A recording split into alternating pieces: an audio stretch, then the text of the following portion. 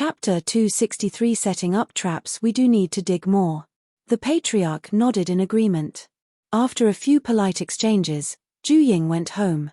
After entering the interspace that night, Jiyu Chungrui was shocked to see two wolves. He quickly turned his head and asked, "Did you encounter wolves on the mountain today?" "Yup, fortunately, they were just two wolves that were alone. After killing them, we left the mountain." Ju Ying looked at him with a dry smile. Jiyu Chengrui's heart softened when he saw her fawning eyes, but he still said with lingering fear, "From today on, you're not allowed to go up the mountain anymore. If you're free, go to the mountains in your interspace and collect the herbs you need." "I know. I definitely won't go there anytime soon." Ju Ying nodded. "You're not allowed to brush me off, or I'll eat durians in front of you daily." Ju Ying's face scrunched when she heard that. The things she hated the most in her life were durians and stinky tofu. She couldn't even smell them. If Jiyu Chungrui didn't like these things, she wouldn't keep them in her interspace. Of course, she wasn't afraid if they were only in the warehouse. After all, he was the only one who could take the items out of the warehouse. The worst thing was that he had even planted a few durian trees in her interspace, and she didn't expect him to turn around and disgust her with this. Thinking of this, she gritted her teeth in anger. Jiyu Chungrui looked at her provocatively and said, "I mean what I say. If you don't believe me, you can try." After speaking, he turned around and took out a knife to skin the two wolves. He hung the skins on the second floor of the villa. As for the meat, he cut it into pieces, stacked it up, and put it in a big bucket to cook. Seeing this, Ju Ying turned around and went to the mountain. The fruits on the mountain had ripened, and she had to quickly pick them up to store them in the warehouse, or else they would be wasted. The next day, the patrol team, which usually patrolled at night, began to patrol during the day. Ju Ying didn't dare go up the mountain again, so she only went to the manor with Zhuang.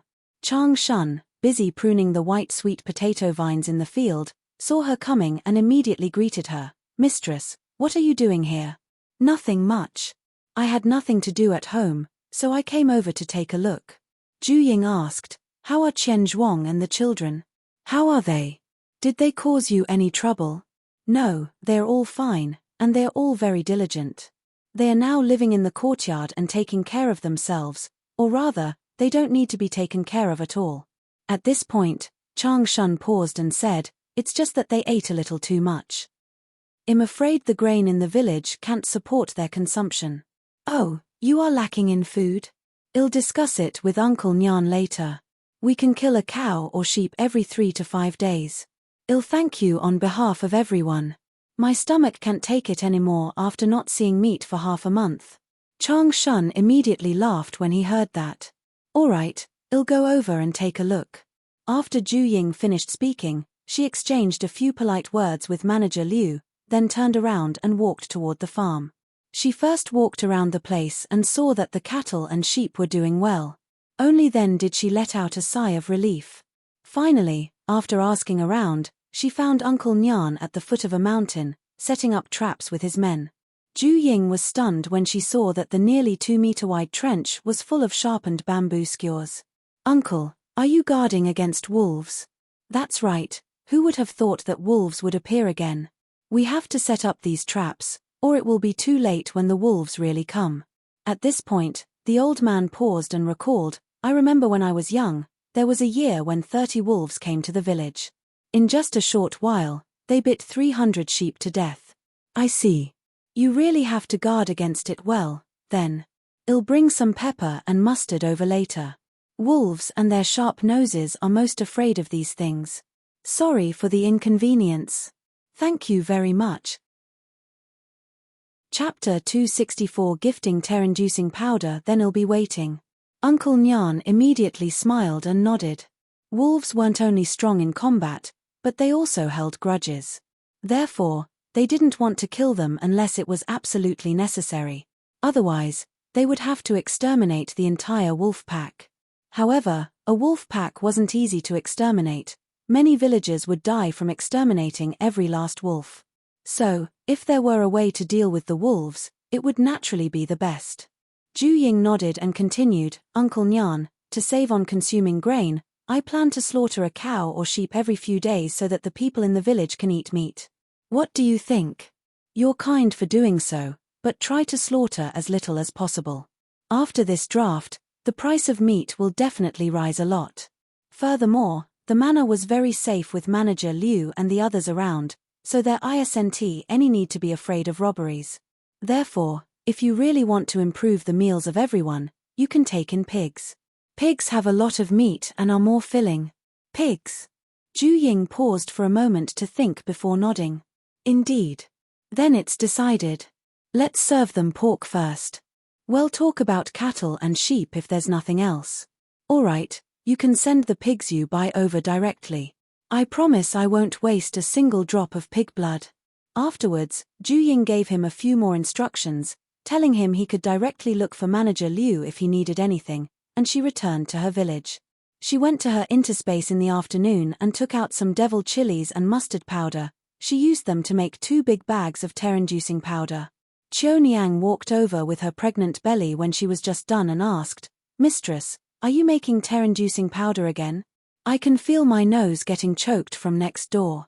"Yeah, there are wolves on the mountain. I have to prepare some for self-defense." After Ju Ying finished speaking, she brought a stool for her to sit on. "You weren't busy drying the beans today?" "Thank you, mistress. We were almost done yesterday," said Qiu Niang after she sat down. "My eldest sister-in-law is taking care of the rest with the 2 children. It seems that you're living a stable life. It's all thanks to you. Otherwise, I wouldn't have this blessing." Qiu Niang smiled shyly. Honestly, although they weren't wealthy, it was a comfortable life. Her husband was down-to-earth, willing to work, and knew how to love her. Her eldest sister-in-law wasn't like the other families, who would find trouble for no reason. Instead, she had helped them a lot, which was a lifesaver. "That's great. Brother Tian is a man worth entrusting your life to." Ju Ying said so and gave her about half a pound of terror-inducing powder. "It isn't peaceful now, so keep some for self-defense." "Thank you so much. My mistress," Qiu Niang thanked her as she took it. "Sigh. Since you've already broken away from your status as a servant, don't always mention that I used to be your mistress. Even if I've moved on from my servant status, I'll always be your servant. This is not going to change." Ju Ying smiled and shook her head. She put away the terror-inducing powder and brought her into the house. They sat down, drank tea, and chatted for a while. Only when Qiu Niang felt tired did she go home. As for Ju Ying, she took a portion of terror-inducing powder and gave some to the patriarch so that he could distribute it to the patrol team for self-protection. At night, the couple chose 2 fat pigs from her interspace. The following day, the terror-inducing powder and the pigs were sent to the manor. Once that was done, Jiyu Chungrui drove the carriage to town while Ju Ying stayed in the manor to have a meal. In the afternoon, she brought home 5 pounds of pork ribs and 2 pounds of pork belly. Someone came to visit for medication help in the afternoon. It happened that the patient required surgery, something Jiyu Chungrui was good at. After confirming it was a patient from the wealthy Wang family in town, he took the first aid kit and followed them. "Sorry for the inconvenience." "Thank you very much." Chapter 256 Ambush. However, Jiyu Chingrui's footsteps gradually slowed when he reached the Wang family's house. This was not the first time he visited the Wang family. Every time he came here, there would be guards on duty, and the nearby streets were clean without dust. But now, not only were leaves and branches flying everywhere on the street, but even dog and cat poop were all over the ground. There wasn't even a shadow of a person in sight at the main gate of the residence, where people usually entered and exited. He immediately became vigilant. Did something happen to the Wang family? Or was it? Thinking of this, he looked at the person who had led him here and quickly realized that he had been careless. Because this person was really too thin, so thin that he was a little out of shape. Although the harvest this year wasn't good, with the Wang family's heritage, they wouldn't starve their servants to this extent. "Why did you stop? Hurry up. Our old master is still waiting for you to treat him." The guide saw him stop and immediately turned his head to urge him. "Doesn't your family's 3rd concubine have medical skills? She'll do fine for emergency treatment." My stomach suddenly hurts. I have to go to the toilet to resolve it. Ji Chungrui turned around and ran to a public toilet not far away. Wait. Don't we have a side toilet in the manor? Let's go over there. The guide immediately rushed over and blocked his way. No, your master is a clean freak. If I use your manor's side toilet, I'll have to wait for your master's approval. It'll be too late by then. Ji Chungrui pushed him away and probed carefully. The guide was stunned for a moment. He didn't expect that there would be such a problematic person. He quickly stopped him and said, "It'll be fine if I run faster ahead to ask for permission. Just follow me." Ji Chungrui knew he was lying when he heard the person's reply. This was because Ji Chungrui was simply making things up when he said he needed the old master's approval to use the toilet. Looking at his anxious mood, he confirmed that the Wang residence was an ambush. So, when Ji Chungrui saw him coming over again, he twisted his arm and pulled him down to the ground. Ji Chungrui knelt, lifted the guide's arms, and pressed his face down on the ground. He stopped and asked, "Who are you, and who are the people inside?" Cough, cough, The guide returned to his senses and struggled a few times, but it was no use. The more he struggled, the more pain he felt. He could only shout, "My lord, big brother, help, help." Although he was shouting with all his might, his voice was muffled. He was subdued with his head lowered, which meant his shouts couldn't reach the ideal volume to be heard from the residents. Only one person could listen to them, and it was Ji Chungrui. Seeing this, Ji Chungrui forcefully twisted the person's wrist. Following a muffled groan, he leaned over and asked, "Who's inside? Tell me the truth, or I'll take your life first." Then, he removed a scalpel from his first aid kit and waved it in front of the person's eyes. The scalpel of fine steel reflected a sharp light under the sunlight, and the glint blinded the guide. Of course, Ji Chungrui had no intention of just showing off. He stuck it directly to his face and made a light cut. Thus, a wound that could only bleed was born. The guide felt a chill on his face, and then he felt something flowing down. When he saw that it was blood, he was so scared that he started to shiver. Ji Chungrui sneered. "What do you think? My scalpel here is sharp, huh? It can cut your windpipe without any effort." After he finished speaking, he placed the scalpel on his neck. "Sorry for the inconvenience. Thank you very much." Chapter 266. Jumping out, the guide didn't dare move anymore and stammered, "There's an ambush inside. It's the people who worked at the mill." Ji Chungrui was stunned for a moment. "So you're the group of people who went to the restaurant to rob us and were later arrested?" On the other hand, the people lying in ambush inside the courtyard had heard the guide's voice, but they didn't see him come in for a long time, so they sent someone out to take a look. The person who came out heard Ji Chungrui's question and shouted, "Yeah, it's us. We'll take revenge on you today." After he shouted, he rushed up. Ji Chungrui immediately kicked the person under his feet, slamming him into the other person running here. The two of them fell and rolled like a ball. At the same time, the people inside heard the shouts and immediately rushed out. There were 25 people, and they quickly surrounded Ji Chungrui. Ji Chungrui looked at the sticks in their hands and knew he couldn't face them head-on. As he turned and ran, he took out a handful of knockout powder from his first aid kit and scattered it behind him. Everyone saw the white powder and immediately retreated to the side. However, some still breathed in some of it, and those who inhaled it fell after taking 2 steps. Nearly half of the people went down, and those who dodged immediately scattered and tried to surround him. Ji Chungrui immediately pretended to panic and shouted, "Robbery! Someone's robbing me." At the same time, he observed the positions of the crowd and finally fixed his eyes on the first person on his right. He ran the fastest, and the weapon in his hand was a special walking stick, sturdy and suitable to lash out as a makeshift staff. So, when Ji Chungrui was escaping, he suddenly turned and rushed over to the person. Before the person could react, Ji Chungrui threw the scalpel at his face. The man was shocked and dodged subconsciously. In a flash, Ji Chungrui grabbed the walking stick from his hand. At the same time, he rolled over to pick up the scalpel and threw the first aid kit under a wall. When the people behind him rushed over, he swept in a wide arc with his staff. The hit people were in so much pain that they could only lie on the ground, hugging their legs and groaning. Ji Chungrui stood back up.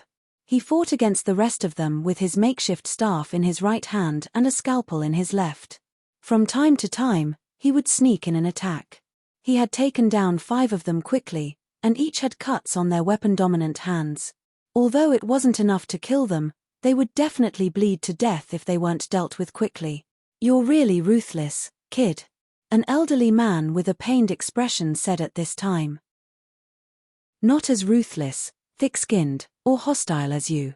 After being punished for robbing, you didn't stop and even plan to take revenge. Aren't you afraid of losing these people's lives? What a selfish man you are." Ji Chungrui commented sarcastically. "Fuck off. Whoever lives or dies today will depend on their own abilities.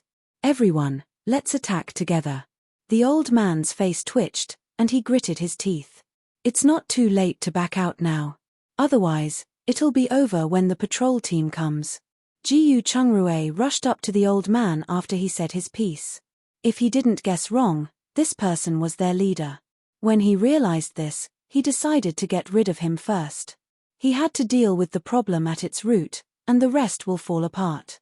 Ji Chungrui only managed to hit his arm once, but he managed to throw his opponent into a state of confusion. He then sent a flying kick at his opponent's chest. Phut! The old man violently spat out a mouthful of blood and was kicked nearly 10 feet away, falling to the ground and not getting up again.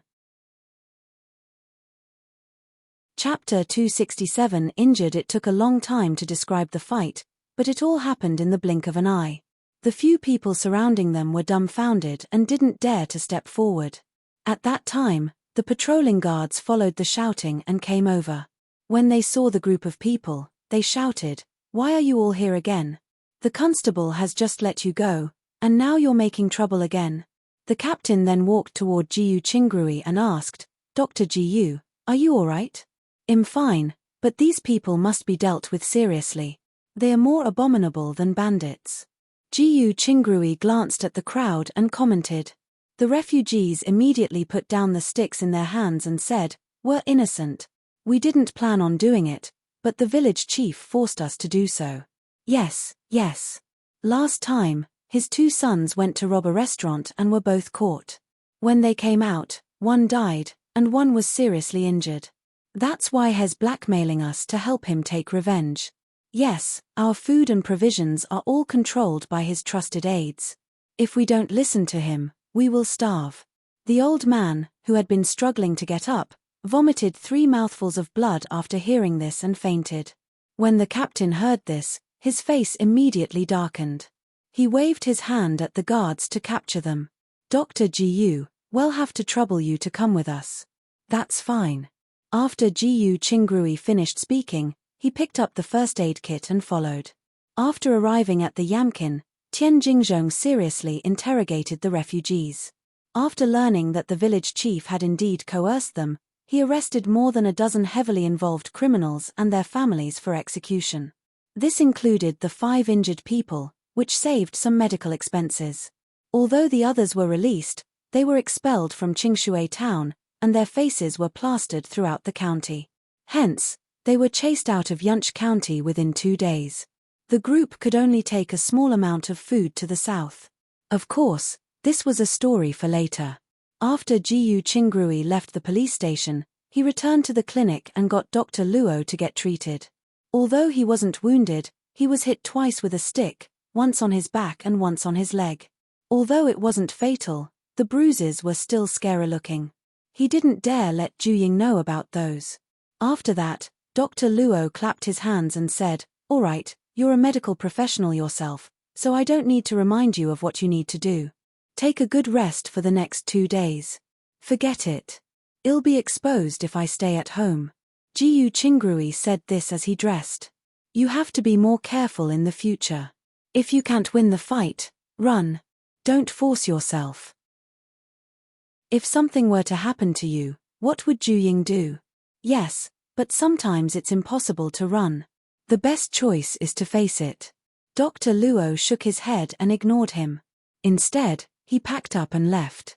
Seeing this, Jiyu Qingrui sat down and drank 2 glasses of water. After resting for a while, he called Jiyu Qingxi and rushed home in his carriage. In the evening, Zhu Ying had nothing to do. She steamed 2 giant crabs, made a pot of spicy shrimp, and stewed half a pot of corn and pork rib soup.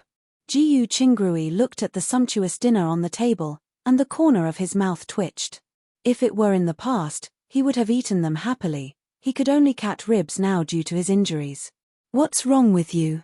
Zhu Ying asked curiously. "Don't you like spicy food? Why don't you eat the prawns? You can have them. I have a toothache because of the heat. I'll eat it another day when I have the chance." Jiyu Qingrui replied while gnawing on a rib. Zhu Ying didn't think much about it. After the meal, she made him a pot of herbal tea and said, "The weather is really getting dry. You have to drink more water in town."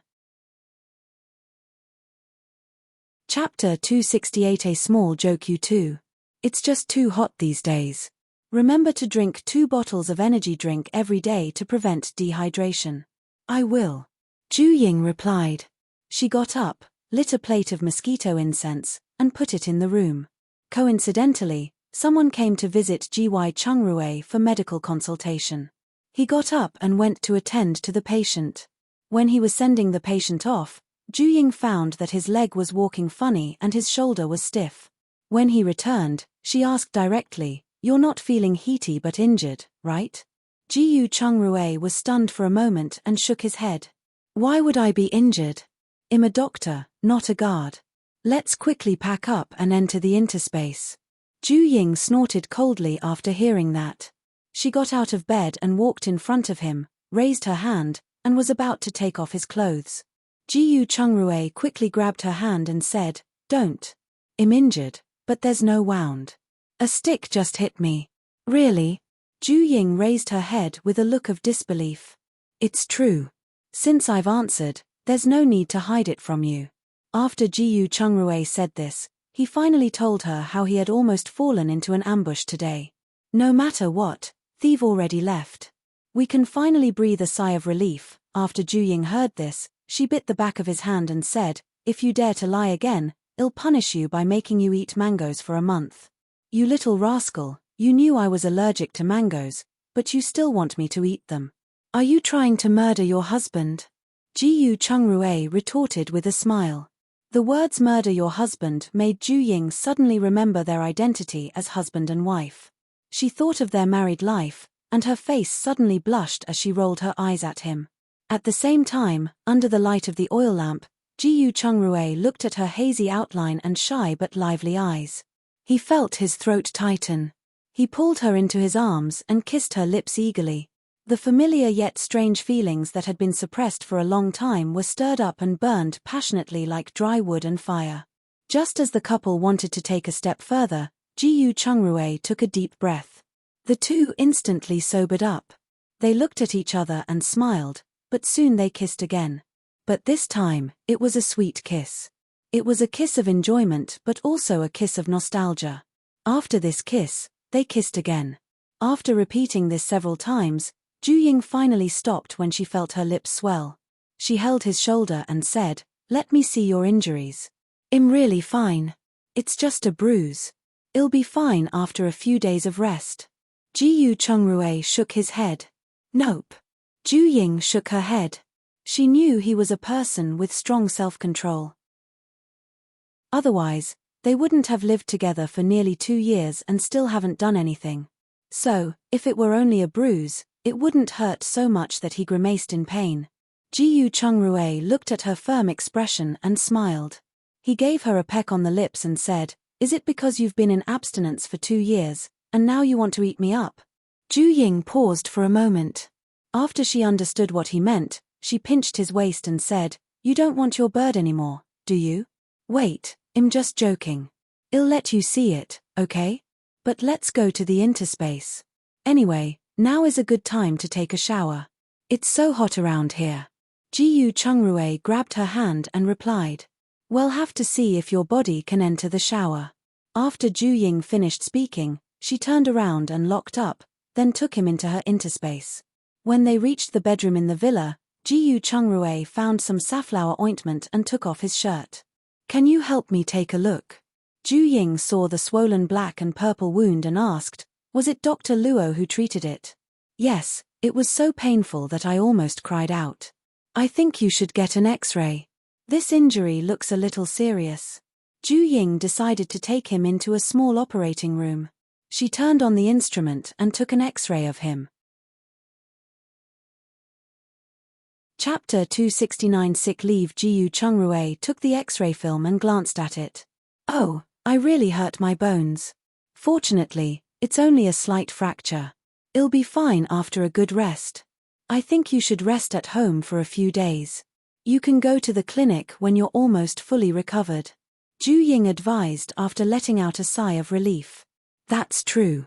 The clinic isn't busy now, so I'll rest at home for a few days. All right, I'll just give you a simple massage. After I'm done, you can lie down and rest." After Ju Ying finished speaking, she went to the bathroom with him. She filled half a basin with warm water and helped him wipe his back. After she helped him wipe his body, she cleaned his wound with iodophor, applied some safflower oil, and finally wrapped it twice with gauze to prevent the medicinal oil from getting on the bed. After she was done, she helped him put on a vest and said, "All right, you can rest. I'll be busy for a while." Jiyu Chungrue did not insist this time because he realized that the injury on his back was getting more and more painful, even standing was getting a little tricky. He had no choice but to drink a spoonful of sleeping-inducing powder to help him sleep. After Ju Ying finished her work, she fed the animals in her grassland and then went to the mountains to work. She also prepared 100 pounds of black flour, 500 shiitake mushrooms stuffed buns with black fungus and chicken, 500 mutton and radish stuffed buns, and approximately 300 beef stuffed buns. After she was done, she used her mental power to take a black fish out of the river. She boiled a pot of fish soup in a clay pot and stored it in the warehouse. After that, she left her interspace and went to sleep. The two had black fish soup and chicken stuffed buns for breakfast the following day. After eating, Ju Ying drove the carriage to the clinic with Jiyu Chengshi and informed them that Jiyu Chungrue was taking sick leave. After coming out, she went to her restaurant to ensure that her workers were fine, then drove the carriage back.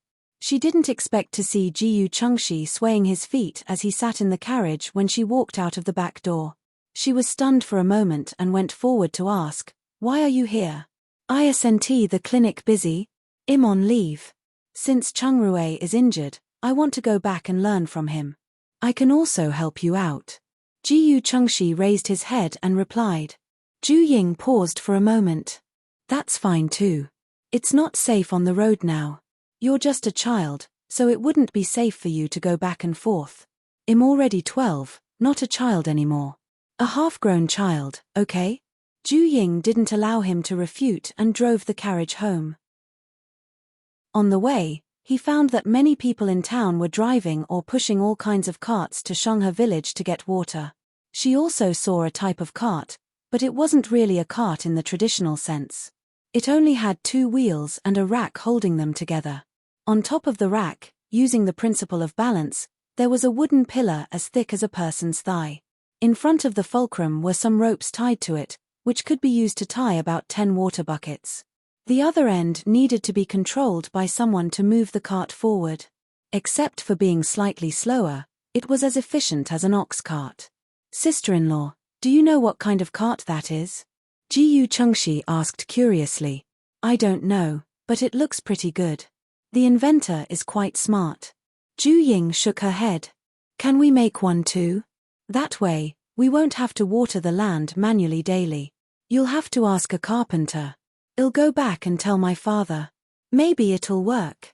She didn't expect they would have built the same cart in the village the next day, which was much more exquisite than the one she had seen before.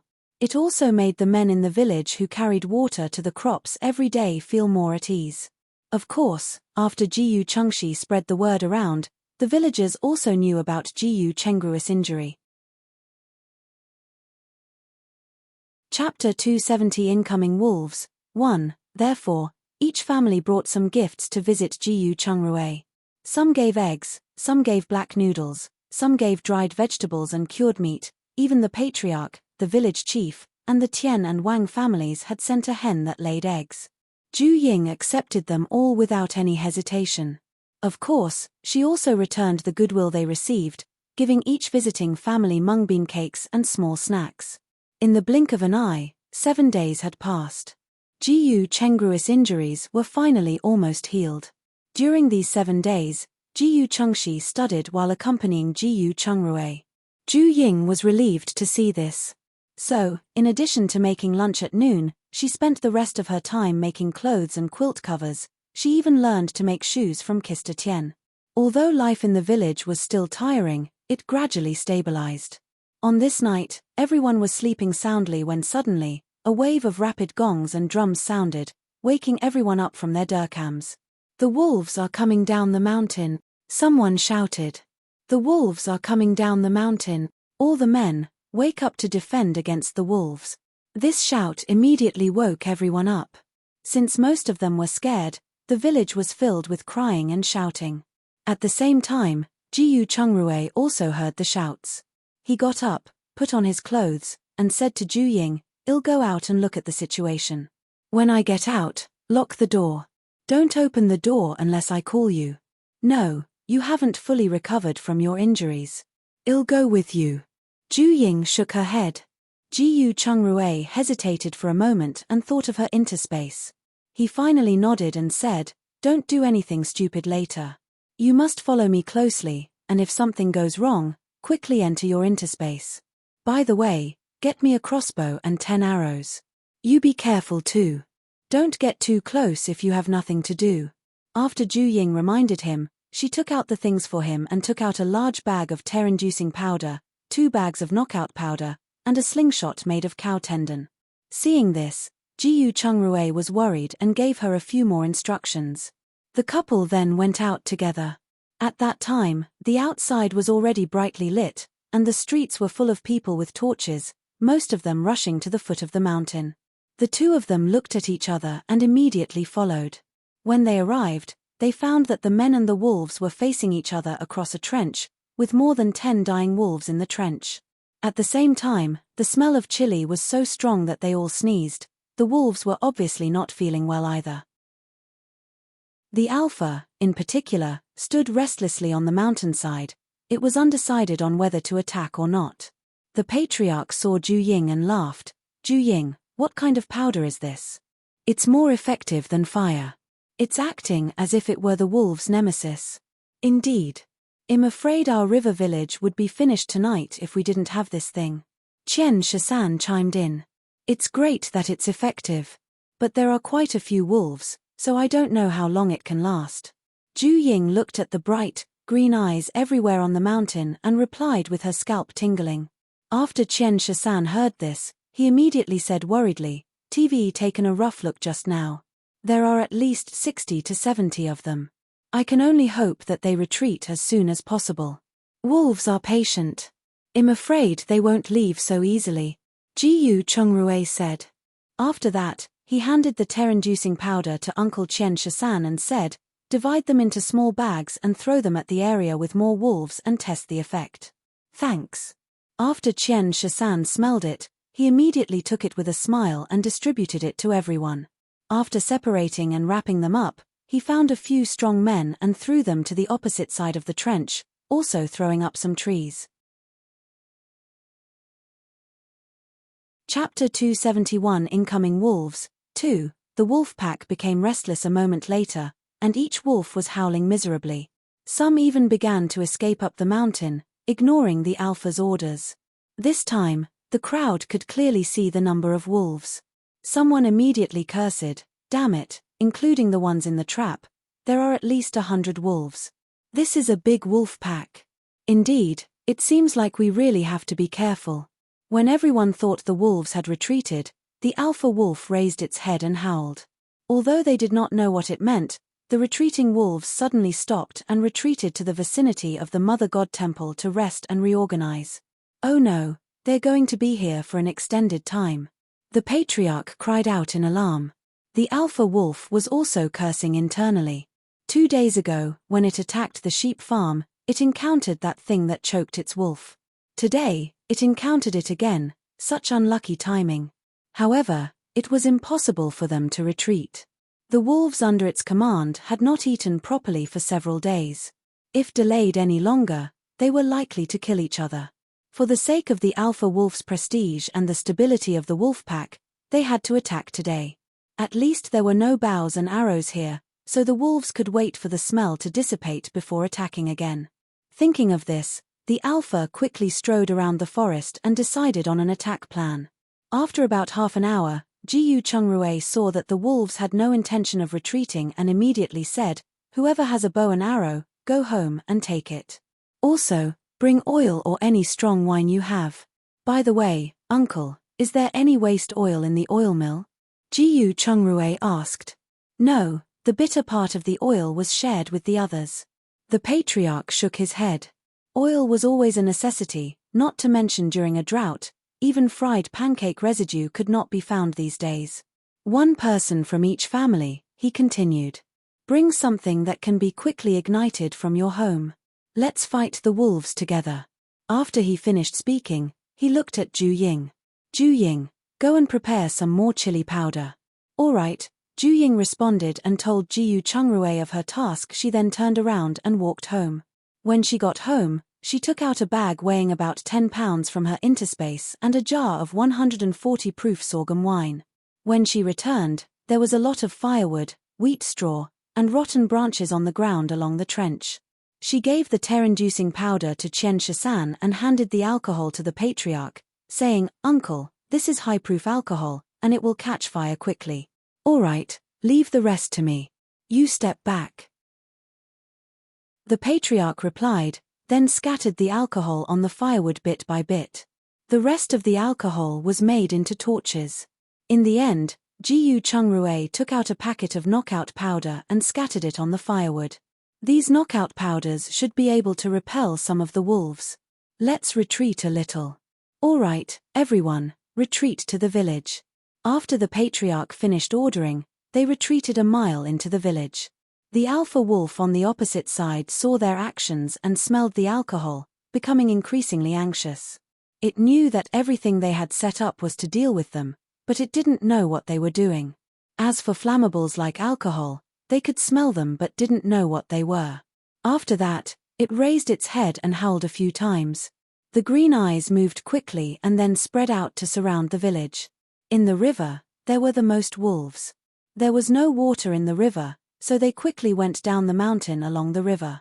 On the contrary, very few wolves attacked from the front, but the alpha wolf led the pack. "Oh no, we miscalculated. This alpha wolf is too cunning," the patriarch said. Chapter 272 Incoming Wolves 3. Those who have the chili powder, block the wolves to the left and right.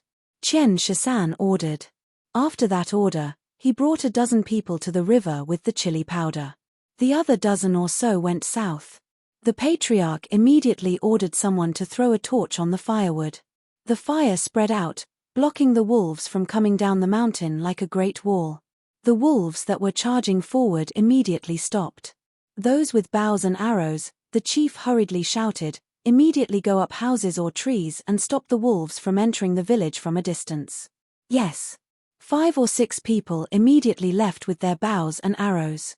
The rest of the people quickly retreated to the village, looking for tools as they set traps. Jiyu Chungrue and Ju Ying retreated to Tian Jiawang's house. After a short while, the wolves near the fire all fell into a daze. The alpha wolf howled in anger, and the wolves in front of it immediately began to move to the sides. Only the alpha wolf looked at the crowd coldly through the flame wall. At this moment, Tian Jiawang climbed up to his roof with his bow and arrow. He was shocked when he saw the situation outside. Good Lord, there are so many wolves. Yeah, we're in big trouble. Jiyu Chungrue turned his head and asked, by the way, have Chonyang and the others settled down? Yup, I've arranged for them to be sent to the underground cellar. That's great. Jiyu Chungrue looked at the river after he finished speaking. Because Qian Shisan and the rest obstructed the path, the wolf pack slowed down. However, the concentration of chili powder wasn't high enough, and the wolf pack soon began to advance on all fours. Seeing this, Qian Shishan started to lead them into a nearby trap. Suddenly, the wolves' howls rang out again. The village was so frightened that it was in chaos. The wolf's speed immediately slowed, and its movements became more vigilant. At that moment, a few wolves suddenly left the pack and quickly ran into the village. Tian Jiawang shouted, "Brother Ji Yu, it's our turn." After that, the two men quickly narked their arrows and shot at the wolves. Zhu Ying used her slingshot to shoot a bag of knockout powder in front of the wolves. By the time the powder fell, the wolves were near them. A moment later, one of the two wolves died while the other was seriously injured. They left the team, and the rest of the wolves fell to the ground one after another before they could run far. "Not bad, sister. Your aim is pretty good," Tian Jiawang praised in astonishment. He knew that she knew some martial arts and was good at them.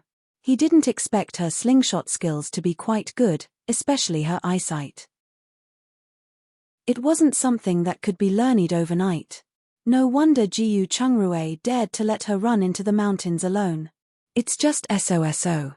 It's mainly because of the excellent knockout powder's effect. Zhu Ying replied with a smile. Along the river, although Qian Shishan and the others were deliberately leading the wolves into traps, the number of wolves who fell for them decreased. Tian Jiawang and Jiyu Chungrui immediately took their bows and arrows and began to hunt the wolves, while Zhu Ying followed behind Jiyu Chungrui. She replenished her arrows and shot out more bags of knockout powder with her slingshot. In less than a quarter of an hour, the wolves were either stopped outside or had already rushed into the village. The three of them immediately found a stick each and quietly gave chase with their backs facing the village. Just as they were out of an alley, a wolf suddenly came from the corner and pounced directly at Zhu Ying.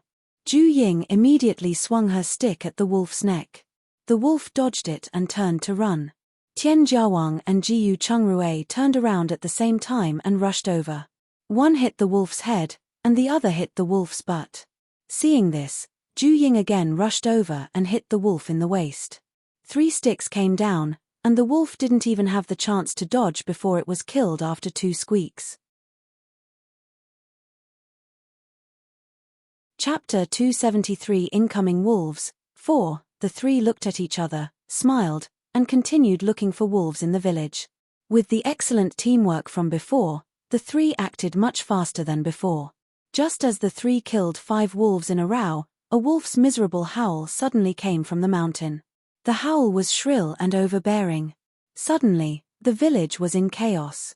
The wolves originally hiding in the village began to jump out, followed by chaos everywhere. "Oh no, that cry just now seemed to be the alpha wolves." Jiyu Chungrui cried out in surprise. "Yes. If I'm not wrong, the alpha wolf is dead. I wonder who did it." Tian Jiawang agreed. "No matter what, let's hurry up and kill the wolves. Otherwise, we'll have no end of trouble if we let them escape." Zhu Ying said. "Yes, let's kill the wolves first. Let's head out of the village since they must go up the mountain if they run." Jiyu Chungrui suggested. "Sure. It's fine as long as the people in the village are fine with it too." Tian Jiawang nodded in agreement, and the three of them slowly walked toward the front of the village. As expected, the wolves quickly came out with things in their mouths. Most of them were carrying chickens and ducks, and some were dragging sheep. At the same time, the people in the village quickly surrounded them. They began to fight the wolves in pairs, and soon most of the wolves were killed by them. However, a few wolves still managed to get around their obstacle and run up the mountain. Just as the wolves were about to reach the foot of the mountain, dozens of arrows were shot from the top of the mountain, killing half of the remaining wolves in an instant. 3 more arrows were shot, and soon all the wolves fell dead. The village chief walked over and shouted, "May I ask who the Good Samaritan who helped us is? Do come out and let us thank you. You're too kind." As soon as the other party finished speaking, a group of people carrying some stuff came down the mountain quickly. When they got closer, the village chief realized it was Manager Liu and his men. They carried more than 20 wolf corpses on their backs, including the alpha wolf, who was the largest. "Oh, Manager Liu. I really have to thank you for this. Otherwise, our village would be in constant chaos in the future." The village chief hurriedly stepped forward and thanked him. "It's what we should do. We were originally chasing after this pack of wolves. How are you guys? Are there any casualties? Manager Liu asked after returning his thanks. I really don't have the number yet. At this point, the village chief turned his head and said, Everyone, take a look at each other. If you're injured, go to Dr. Gu for a check. The village will settle the bill. Are there any who died? He asked in a grave tone. Everyone looked at each other, but no one said anything because they were unsure if there were any casualties. The village chief heaved a sigh of relief when he saw this. This meant that, as far as they knew, no one died. He gave his next order, everyone has worked hard. Half of you will return to the village to check on each household's situation. The other half, go collect the wolves' corpses. Remember to be careful since some might bite back when they're not completely dead. All of you, help collect the corpses too. Manager Liu said to the people behind him. In an instant, the large group of people split into two groups. One group scattered in all directions to collect the wolves' corpses, while the other group returned to the village with 5 injured among them. Grandpa Village Chief, Uncle, Jiyu Chungrue spoke up, come to my house and wait for a while.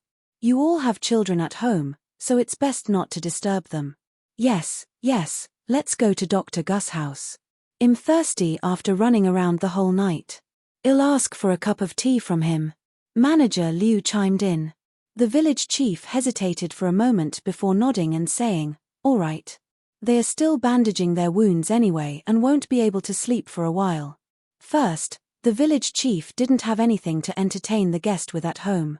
Furthermore, by staying here, they could better find out about the casualties in the village.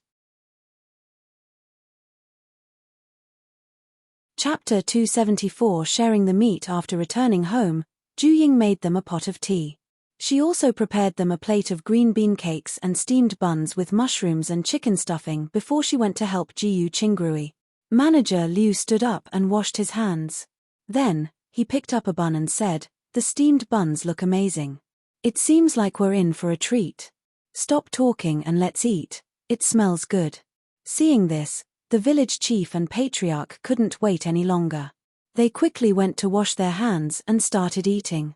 After eating 2 buns, each the size of a child's fist, the 3 began chatting. At that time, the patriarch and the village chief also discovered that the wolves had attacked the Xiahe village 2 days ago. However, the wolves were blocked by more terror-inducing powder and arrows, which was why they attacked this village. They also learned that the wolves were targeting their village because the animals heard the sound of gongs and saw the bright lights. I didn't expect even a wolf to know how to pick on a softer target, the village chief sighed when he heard this.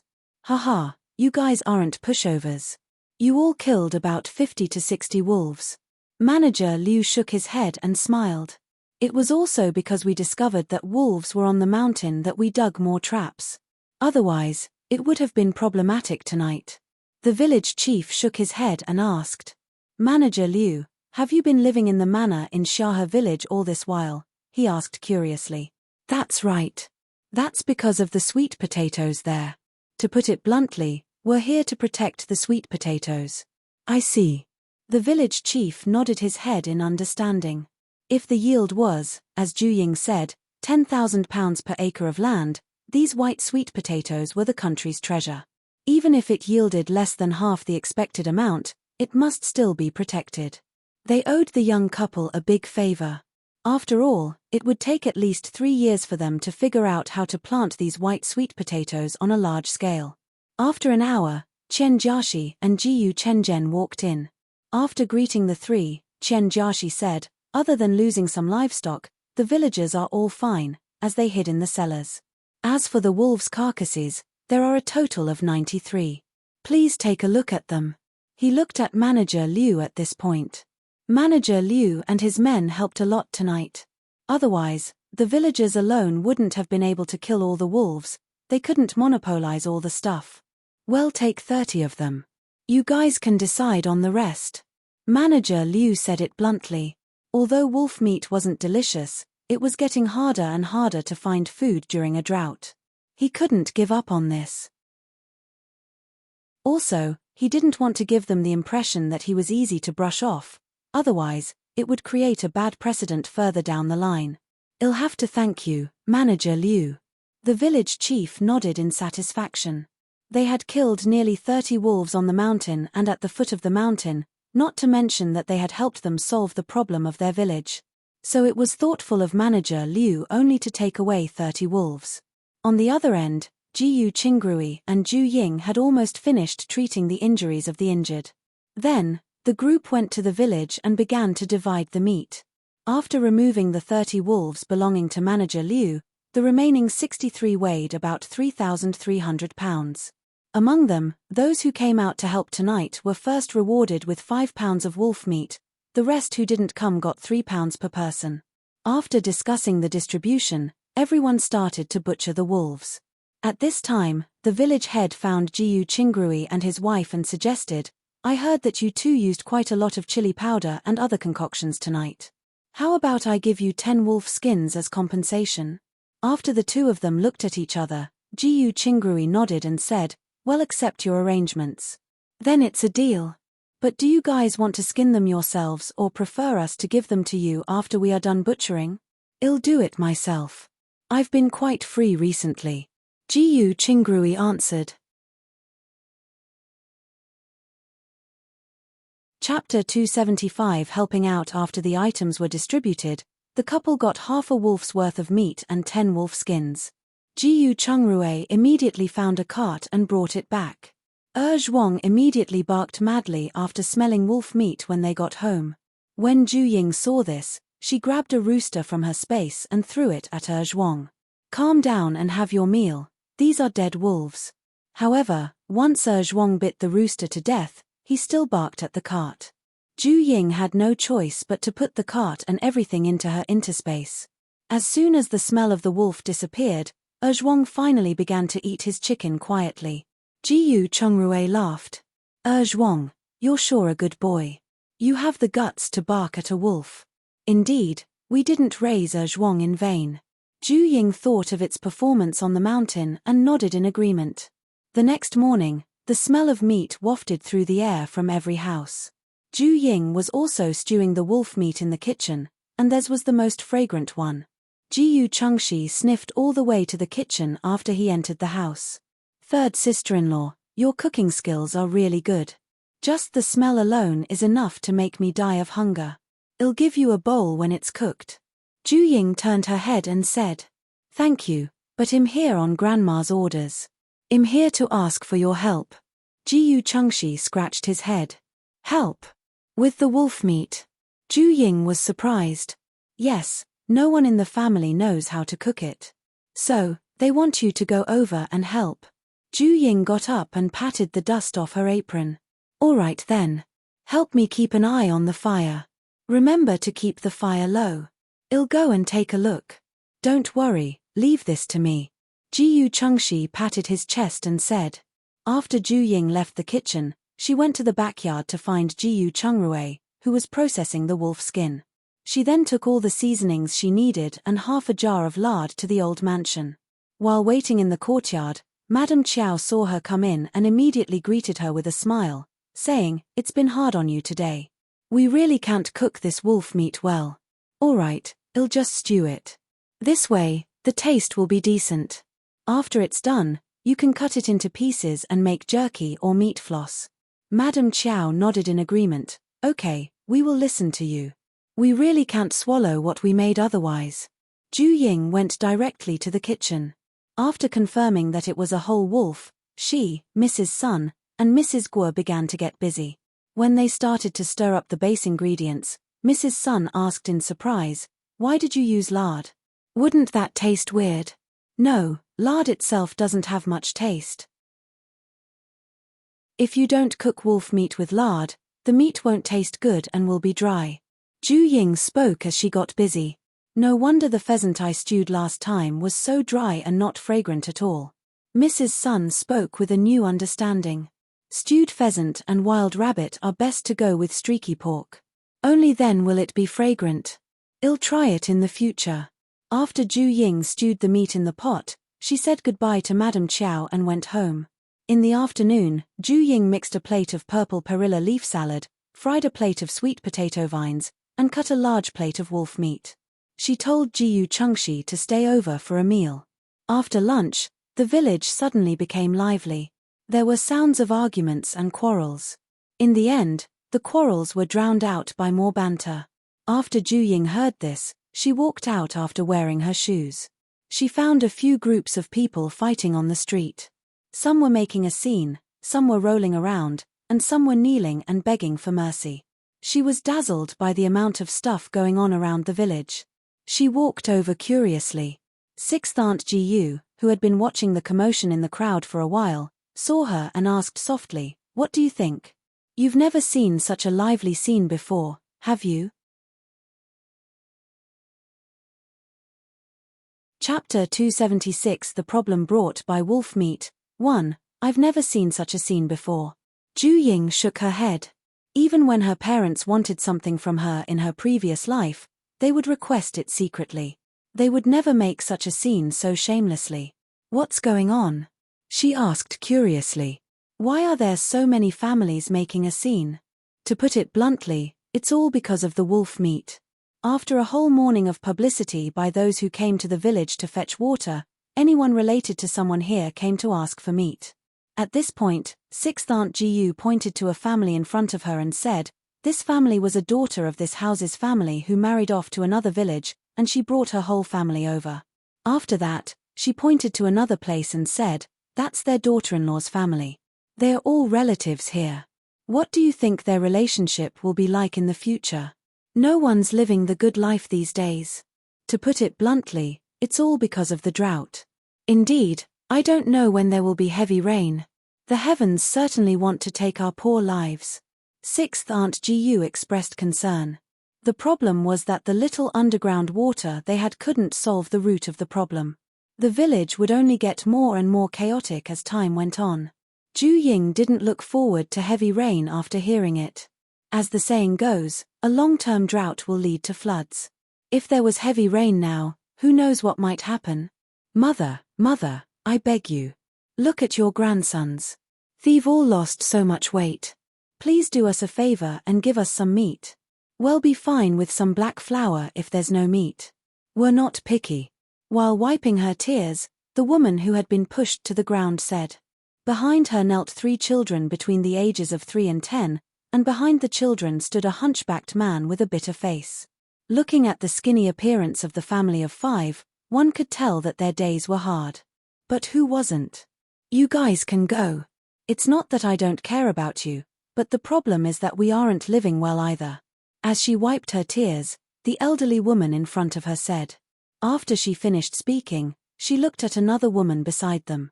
The woman didn't even look at her. Instead, she rolled her eyes and said, "What are you looking at? Our family only has a total of 8 acres of land. We only harvested 100 pounds of wheat from 5 acres of land. This amount of grain has to last us for a year. Do you want our entire family to starve to death?" She then looked at the kneeling woman and continued, "Sister, don't just think about your 3 children. You should also think about your nephews and our family. We have 2 households with a total of 6 children and 5 adults. We are only eating 2 meals daily and are only half full at every meal. How are we going to help you? If you really want to live, you can go up the mountain. There are wild vegetables, fruits, and leaves that can be mixed with low-grade flour. Although you won't be filled, you won't starve to death. Besides, it's not like your family is dying. Who can you blame if you can't make ends meet on your own?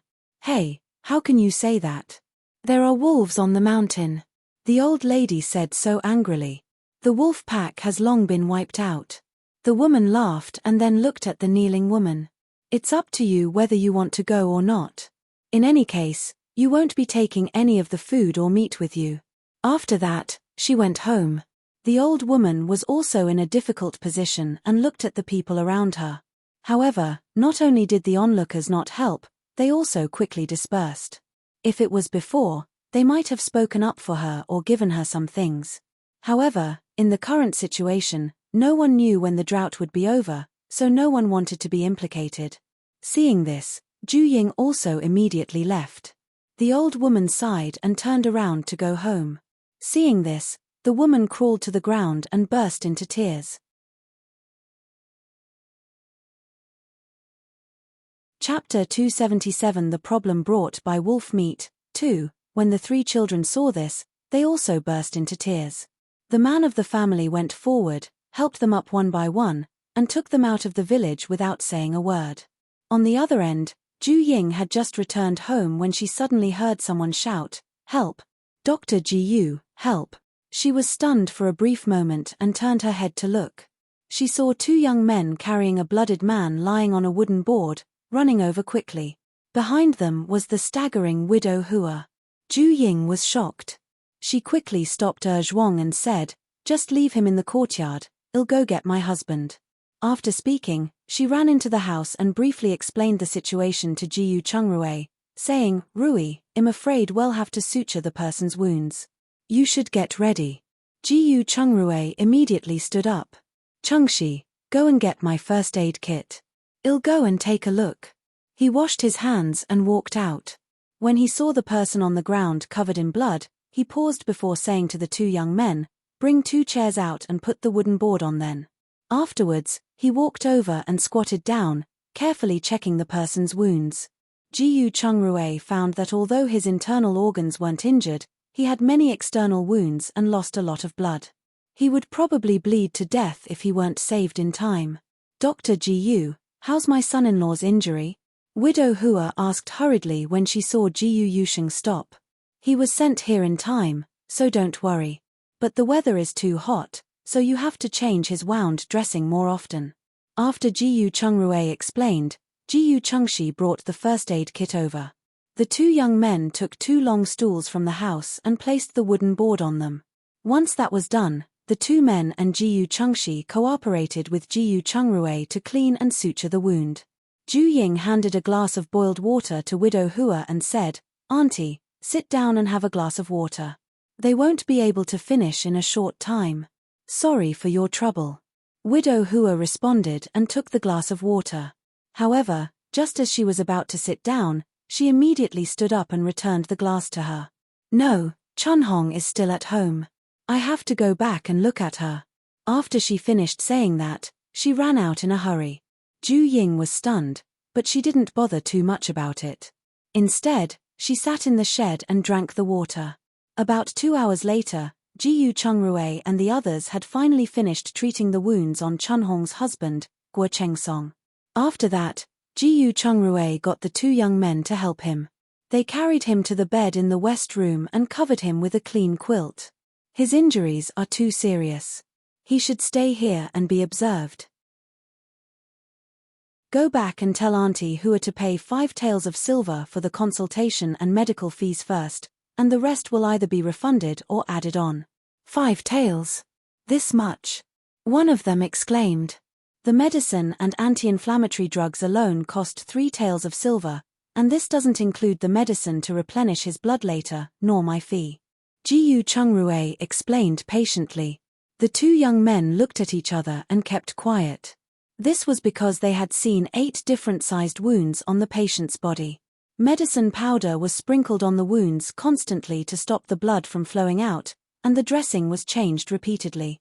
Thinking of this, the 2 of them nodded and turned to leave. Jiyu Chengshi looked at the exhausted Jiyu Chungrui and felt embarrassed to stay longer. He turned around and went home to eat. Seeing this, Jiyu Chungrui took the blooded bandage and found Ju Ying. "Babe, send me into the interspace. He needs a blood transfusion, or today will be dangerous for him." "No wonder you asked for 5 taels of silver." Ju Ying paused before asking, "By the way, what do you want to eat for dinner? I'm going to cook now." Chapter 278 The Problem Brought by Wolf Meat 3. I don't have much of an appetite. Jiyu Chungrui shook his head. He was covered in the smell of blood for half a day on this hot day. If it weren't for the fact that he was experienced, he would have vomited. How could he still have the mood to eat? "All right, then I'll see to it." Ju Ying sent him into her interspace. Jiyu Chungrui did a blood test, found out that the patient was the most common type B, and gave him 200 cubic centimeters of blood from the warehouse. After the blood transfusion, Jiyu Chungrue went into the interspace to shower and change his clothes. He then sat opposite the living room and poured himself a glass of water while observing Guo Chengsong. On the other hand, Ju Ying went to the kitchen and pondered for a moment. She took 2 cucumbers, some cold noodles, and some sauced beef from her interspace. After that, she prepared half a bowl of cold noodles, mixed them with the sauced beef, and split them into 2 bowls. After the meal, the blood transfusion was finished. Jiyu Chungrue saw that Guo Chengsong was starting to have a fever, so he had to mix an anti-inflammatory medicine with an antipyretic to give him an injection. Just as he was done, Widow Hua rushed over, sweating profusely. After entering the house, she handed Jiyu Chungrue 5 taels of silver and said, "Dr. Jiyu, how is my son-in-law now? He's starting to have a fever, but I've already given him medicine." Jiyu Chungrue took the silver and said. When Widow Hua heard this, she went straight to the west room. When she saw Guo Chengsong's abnormally red face, she knew it was true. Tears immediately flowed down her face. "Auntie, anyone who gets injured will have a fever. He's fine, so you really don't have to worry." Jiyu Chungrue followed her in. "Then I'll leave him to you. Chunhong might give birth at any time. I really can't leave." Widow Hua sobbed. "All right, I'll try my best." But Jiyu Chungrue nodded. "You guys rest. I'll come back tomorrow morning." After saying that, Widow Hua ran out in a hurry. Seeing this, Jiyu Chungrue reached out his hand and wanted to say something, but he gave up in the end. "What's the matter?" Ju Ying asked curiously. "Do you want someone to send the patient back to the Hua family?" "No, it's good that he's here. It saves me the trouble of running back and forth on such a hot day. If I'm not wrong, there are knife and axe wounds on Guo Chengsong's body." So, after Ju Ying heard this, she thought of the chaos in the village and then thought of the identity of Guo Chengsong's live-in son-in-law. She more or less had an idea in her heart. Sure enough, not long after, many women came to gossip. They also informed Ju Ying that Guo Chengsong's parents and brothers in town had injured him. However, when they saw him fall, they immediately ran away. Chunhong's pregnancy had also been affected, and she was giving birth at home now. After a while, more people came to visit or get medicine. It also allowed Ju Ying to listen to various families' gossip, and she discovered the problem here. Their village was being targeted. On the other side, the village chief went to the patriarch's house and said, "Qingji, what do you think we should do about the village issue? I'm afraid it'll be more chaotic if this continues. Sigh, this is not easy to handle. Those who can come all have relatives here. We can't be too forceful." The patriarch replied. "That's true, but we can drive them away without using brute force. It's more troublesome to leave them here. They'll definitely cause more trouble when all these things happen in less than 3 days." The village chief expressed concern. Ever since their daughter's family returned, she and his daughter-in-law have been at odds with each other. His grandson was also dissatisfied with the rapid decline of the food at home. This conflict was getting ready to explode, and it would happen soon. We can only do this for now. After that, we'll strengthen the patrols to prevent anyone from doing anything sneaky. Once we capture someone, we can use that as a pretense.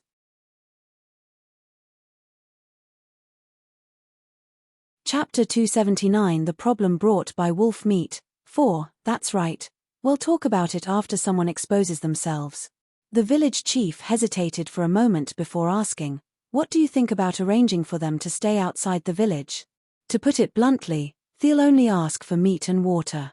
After the patriarch heard this, he felt conflicted. If things continued this way, there would be more people coming in one after another, and the village's safety wouldn't be guaranteed. However, when he thought of his daughter and put himself in her shoes, he really couldn't harden his resolve. He could only say, "I think we should discuss this matter with the constable. Even if we want to place these outsiders out of the village, we have to discuss how to do it and how to manage them. Otherwise, if there's any trouble, I'm afraid we won't be able to keep our heads." "That's true. Let's go find the constable and see what he has to say." The village chief spoke after thinking for a moment. "All right, let's go then." The patriarch got up and went with the village chief to find Constable Tian. Early the following day, Ju Ying and her husband had just finished their breakfast when Guo Chengsong finally woke up. Jiyu Chungrui quickly went forward to help him up and asked, "How do you feel now?" "It's cold, and I need the toilet." Guo Chengsong spoke in a low voice with a red face. "I'll help you there." Jiyu Chungrui helped him to the toilet. When they returned from the toilet, Jiyu Chentrui gave him half a bowl of millet porridge in the pot and said, "You should have a bite first, as you won't feel too cold after eating." "Thank you." Jiyu Chengsong thanked Jiyu Chungrui and picked up the bowl to start eating. He finished it in one sitting after making sure it wasn't too hot. In the end, even though he had finished the porridge, he wasn't full. However, he also knew that Jiyu Chungrui had done his best to give him half a bowl of porridge, especially in the current year. He simply did not have the shamelessness to ask for more. "How's Chunhong?" he asked. "She didn't come to seek medical help, did she?" "No, but I heard that she's giving birth. I don't know if she's done or not." Jiyu Chungrui said. "What? But it has only been 8 months." Guo Chengsong put down his bowl and said, "No, I have to go back and take a look." "If you go back now, what else can you do other than cause trouble? It's better for you to get well as soon as possible. When you're better, you can go wherever you want. Besides, there's still Auntie Hua at home. When Chunhong finishes giving birth, she'll definitely come to inform us." Jiyu Chungrui quickly stopped him. Guo Chengsong still wanted to go home after hearing this, but without Jiyu Chengrui's support, he could not even walk. His view was fading, and he could faint at any time. He knew it was due to the lack of blood, so he didn't move again and sat down obediently. "You can't sit for too long in your current state. You should lie down." Jiyu Chungrui advised him and helped him lie down. Then, he grabbed a packet of medicine and went to the kitchen to boil it. After a while, Widow Hua came over with a basket. Sitting under the firewood shed and drying beans, Ju Ying saw this and greeted her. "Auntie, you're here. Brother Guo is already awake." "That's reassuring to hear. I'll go and take a look." Widow Hua immediately rushed into the house when she heard that. When he saw that Guo Chengsong had woken up, she heaved a sigh of relief and said, "Chengsong, you're finally awake. You really scared me to death yesterday. I'm sorry for making you worry. I heard that Chunhong is giving birth. How is she now? Has she given birth?" Guo Chengsong saw her come in and asked hurriedly, turning sideways to get out of bed. But halfway through, he pulled on his wound, and the pain made him break out in a cold sweat. Widow Hua immediately put down her basket and helped him to his feet. "She did, but it's a girl." At this point, she looked at him nervously, afraid that he would dislike her granddaughter.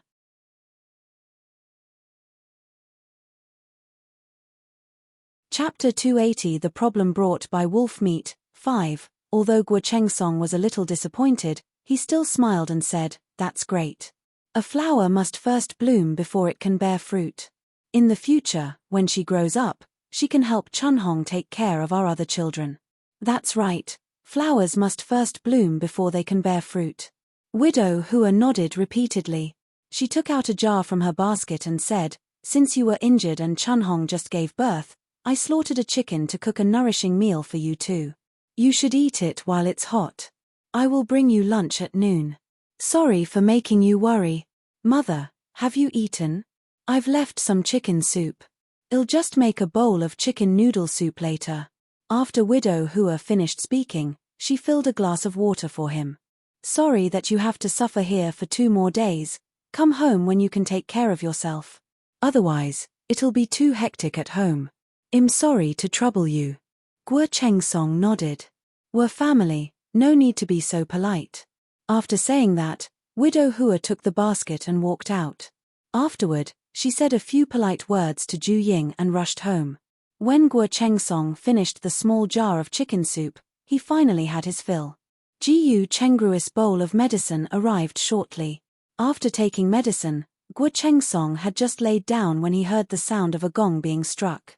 He heard someone shouting, "Each family, send someone to discuss matters under the big locust tree at the village entrance." Jiyu Chungrui was startled for a moment. He walked out and said, "Babe, you go ahead. I have to stay at home." There will be many people coming for their medicine. All right, I'll go then. If they want us to make any big decisions, we'll discuss it when I get back. After Ju Ying finished speaking, she put the beans in her hand to dry, put her apron aside, and walked to the village entrance. When she arrived at the village entrance, she saw that many people were already gathered around the locust tree. Seeing her come over, everyone was stunned for a moment as they looked over in unison. Ju Ying was also feeling a little embarrassed. Because the people sitting here were all men, and most of them were elderly. It was indeed quite jarring for her to stand here as a member of the opposite sex. Ju Ying, is Chungrui not coming? The patriarch asked. Yes, we have a patient at home, so he can't leave. Ju Ying replied. When she said this, everyone remembered that the Hua family's son-in-law had been almost beaten to death and was staying at their house. How's Guo Chengsong's injury? Has he woken up yet? Someone asked immediately. He's awake. He'll be fine after a good rest because it's mostly just external injuries. Ju Ying replied. That's good. Let's quiet down and start the meeting.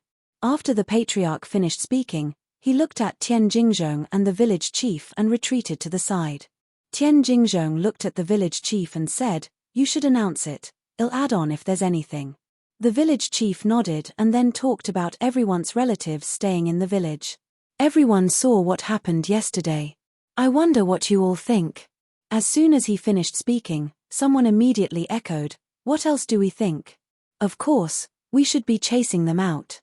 Although our village is in a better state than others, we are also at a point where we are unsure whether we will be able to eat another meal. If those people stay any longer, we'll be squeezed dry to our last drop of blood." You can't say that. They're all our family. We can't just watch them starve to death. Indeed, it's better to help if we can. That's nice of you to offer, but are you willing to house them? Don't get yourself into trouble when you can't even have a meal for dinner.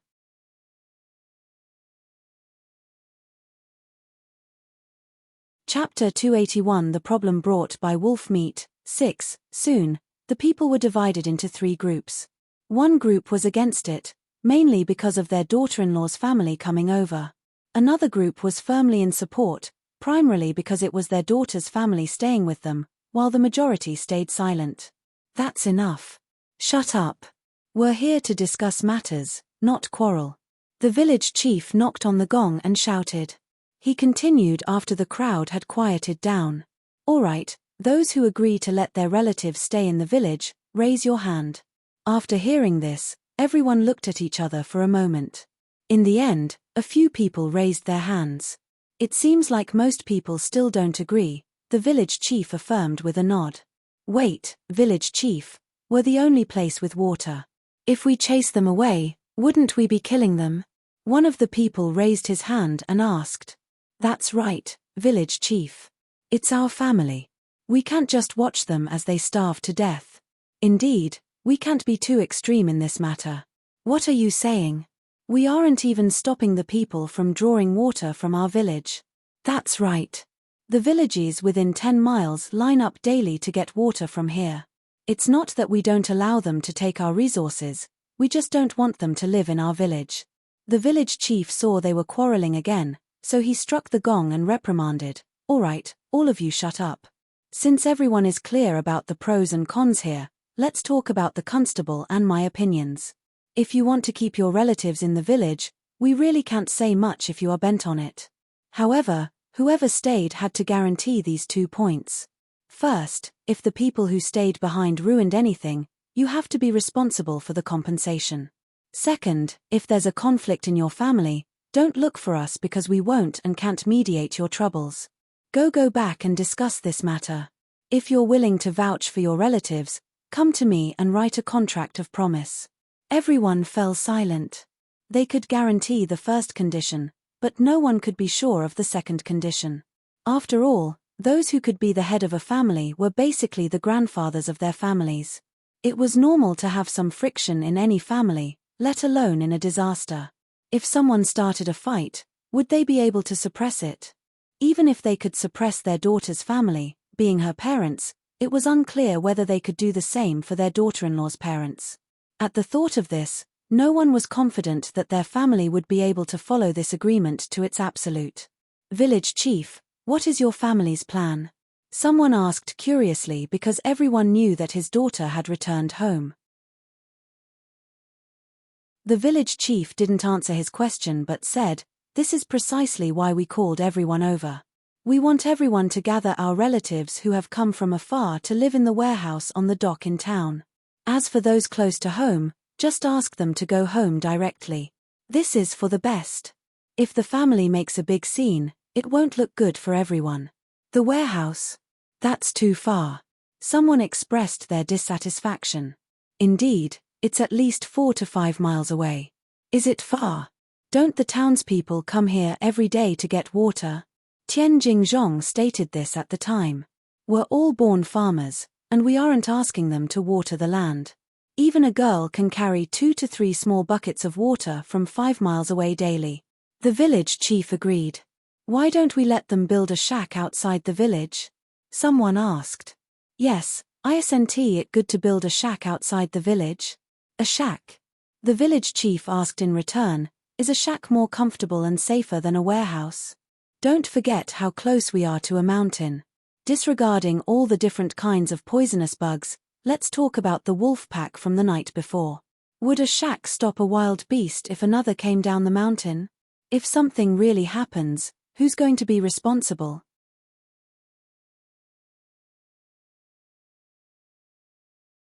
Chapter 282 The Problem Brought by Wolf Meat. 7. We have to be careful.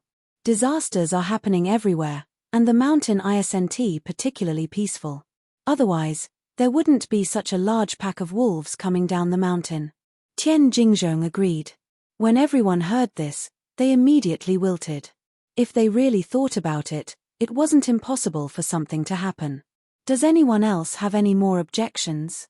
If not, go back and discuss it. Well, decide on the arrangement. You have to give me a reply in the afternoon. The village chief said. After the crowd discussed a little more, they all turned around and went home. Just as Zhu Ying was about to leave, the village chief shouted, "Zhu Ying, wait a moment." He politely said a few words to Tian Jingzhong, sent him away, and walked to Zhu Ying. "Grandpa Qian, what's the matter?" Zhu Ying went straight to the point. "I remember that Qian Zhuang was working for you. Do you know where he is now? I have something to discuss with him." Qian Zhuang? He's in the manor with manager Liu and the others to protect the white potatoes. "I'll go and call him over now." "I'll go with you." "I'll go too," the patriarch said. He knew very well that the village chief would ask Qian Zhuang to lend his daughter a house to live in. It just so happened that Jiyu Erjiang's house was also empty. If someone in their clan could borrow it, he could settle 1 or 2 households in the village. "Let's go and come back early. The weather should be getting hot soon," Zhu Ying responded, and then the 3 rushed directly to the manor. Finally, in the white potato field, they found Qian Zhuang and the others, who were rummaging through the white potato vines. Zhu Ying called them over and said, "The village chief and the patriarch are looking for you too." After speaking, she bade the village chief and the patriarch farewell, walking toward the white potato field. The 2 of them wiped the sweat off their foreheads and asked, "Third grandpa, village chief, Uncle Jiyu, first uncle, what are you looking for us for?" "There's something we want to discuss with you too. I didn't expect you guys to work so hard. How is it? Have you saved enough money to marry? If you have enough, we'll be your matchmaker." With a smile, the village chief said. The 2 of them immediately blushed and scratched their heads. "We have saved enough, but let's wait until the drought is over and we renovate our house." "It looks like you 2 are quite ambitious," the village chief paused for a moment before saying with a smile. "To be honest, I'm here to rent your house for your Aunt Lan's family," he said to Qian Zhuang. "My house? My house is in such ruins that you can see the sky at night." Qian Zhuang was stunned by his request. "I know, but it's still livable after some simple repairs. I just wonder if you'll suddenly return to the village." Qian Zhuang went silent for a moment. "If Aunt Lan is staying, then I won't go back for the time being," he said. "I'll return when the house can be renovated in the spring." "Are you sure?" "I'm sure." Staying in the manor is a better life for a single man like me. At least there's someone to talk to at night, and there are always ready-made meals to eat. Then it's settled. How about I rent the house for 1 tael of silver every 6 months? No need. You've been taking care of me all these years. You can always help me when I'm renovating my house next year. Alright, then leave the house repairs to me. I'll find you a beautiful wife in the future. With a smile, the village chief said. I'll be waiting. Chen Zhuang smiled and nodded. After hearing what they said, Jiu Erjiang looked at the patriarch and asked, Uncle, you're also here for the house? Yes, the patriarch nodded and told him about the situation in the village. Don't worry. We'll vet those who rent your house. We won't let anyone with bad character stay in the village. The patriarch paused for a moment before continuing. Of course, it's also possible that no one would rent it.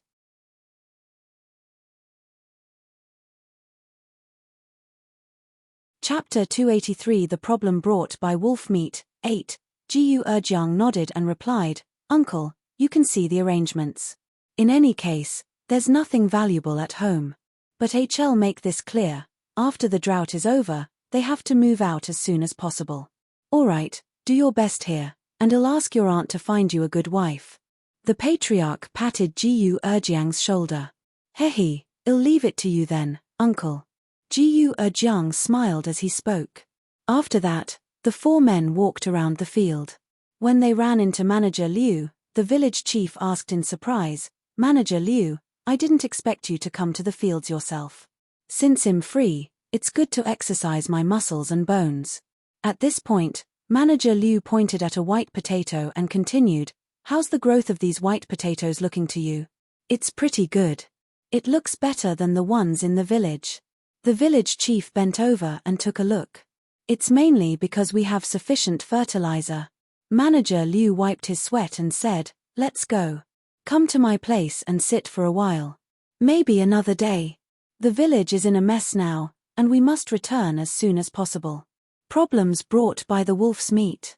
The village chief took a breather before giving the thumbs up. Yeah, many of the villagers' relatives have come to the village suddenly. More and more will come to the village in the future. You guys have to be more careful. The village chief nodded in agreement. You go on ahead, I'll come to find you for a few drinks when we are free. Zhu Ying also came back after checking out the fields. After exchanging a few polite greetings, the 3 of them hurried back to the village. After returning, they found that the streets were full of people. Children were crying, and the adults were making a scene, making the place even more lively than fireworks during the new year. Alright, let's go hide at Constable Tian's place. The village chief quickly turned around and said, Indeed, this isn't our problem. The patriarch immediately followed and said. Seeing this, Zhu Ying shook her head and smiled, then walked home. When she entered her home, she saw Jiu playing catch with her 2 children in the yard. She was stunned for a moment and asked, Big sister, why are you staying outside? Isn't there a man outside in the house? We can play in the yard. Jiu turned her head and said, Alright, do take a rest while I go get you some water. After Zhu Ying finished speaking, she went back into the house. She took a small table and 4 chairs and placed them in the shade of the courtyard. She then went to the kitchen, made them a pot of chrysanthemum tea, took out a plate of biscuits, and placed them on the table. Huan, Lele, take a break and drink water before you continue playing. Auntie, we're coming, Huan replied. She brought Lele into the house to wash their hands, then ran back and sat on the small bench. They slowly ate and drank their fill. Zhu Ying smiled and took a sip of tea before asking, Big sister, are you used to living in the village? It's nice. The days in the village were peaceful and quiet. Jiu said with a smile. That's good to hear. In the future, when you're free, bring the children out to play more often. Zhu Ying nodded and suggested.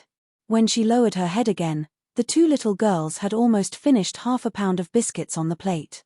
Take the rest. I'll help you refill them. Zhu Ying stood up. No need. They've already eaten a lot. Jiu spoke quickly. After that, she even glared at her 2 daughters, angry that they didn't know how to be more reserved when at someone else's house. It was as if she had starved them. "Mom, it's delicious." Lele frowned and carefully replied. After she finished, she handed her mom a biscuit. "You too, it's fine. How much can the two children eat? I'll be back soon." After Ju Ying comforted her, she turned around and went to the warehouse. This time, she brought a plate full of small biscuits. She even packed them with 6 pieces of mung bean cake.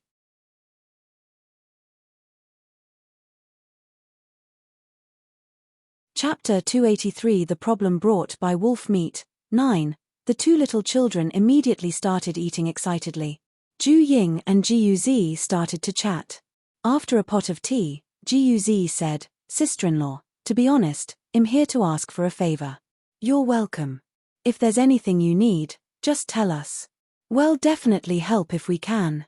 Of course, she meant she wouldn't help if it were something too difficult, but she believed Jiu could understand what she meant. Jiu understood and smiled. "My father's 50th birthday is coming up soon. I don't know what to give him in this trouble-filled year, so I want to ask you to help me make 6 longevity peach buns. It's the one that your restaurant sold before, the soft one everyone likes to eat." After she finished speaking, she handed her a bag. In it was a bag of about 3 pounds of white noodles and 10 eggs. "When is eldest uncle's 50th birthday?" Ju Ying was stunned for a moment. "It's on the 8th of July. There are only 3 days left." "All right, I'll remember this. Come and get it on the morning of the 8th day of the Lunar New Year. It's too early to make it now. Also, 6 longevity peach buns don't require this much flour," Ju Ying said, pointing to the bag of flour. "Half of these are enough. The rest can be made into a cake." "All right, I know what to do." The two of them chatted for a while before Jiu brought her 2 daughters home. Ju Ying added another pot of hot water to her tea and sat in the courtyard. After sending off the last patient, Jiu Chungrui sat down and asked, "What was Big Sister here for this time?" She said it's the patriarch's birthday in 3 days, and she came to ask me to help make a few buns. Ju Ying pointed to the bag at the side and poured him a glass of water. "You've been busy the whole morning. Have a glass of water." "All right." Jiu Chungrui nodded and took a sip. "By the way, I heard that the meeting today is to drive out all the other relatives of the villagers from the village, right?" "Something like that, but they said that since they've come from afar, they can stay in the warehouse at the dock. That way, those people don't have to worry about the lack of water. No wonder it's so lively outside, they all want to take advantage of us. To put it bluntly, they are poor. There aren't many villages that have a harvest this year. Most people rely on eating grass to survive. I mean, look at how many people went up the mountains after the wolf pack was exterminated," Jiu Chungrui added. "Do you think we should take out some rations for them?" Ju Ying asked in a low voice. Jiu Chungrui hesitated for a moment before shaking his head. "It's not a good idea. Because of the warehouse, the food in the interspace is too fresh, so it's not easy to hide its origins. Let's just wait for a while. We'll do something when we harvest those sweet potatoes."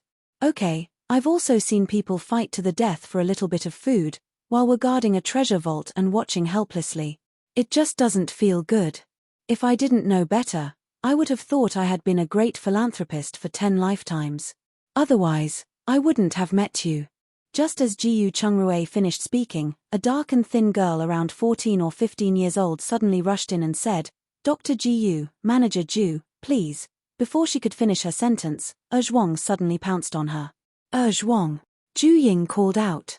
However, Zhuang still pounced on her. However, he didn't hurt her and quickly left. Ju Ying saw this and quickly went forward to help the girl up. "Girl, who are you? Do we know you?" The lady was stunned for a moment. "I'm Zhong Qingqing, the eldest daughter of Zhong Dacheng. Manager Ju, please buy me and give me a way out. Otherwise, I'll be sold to a retard."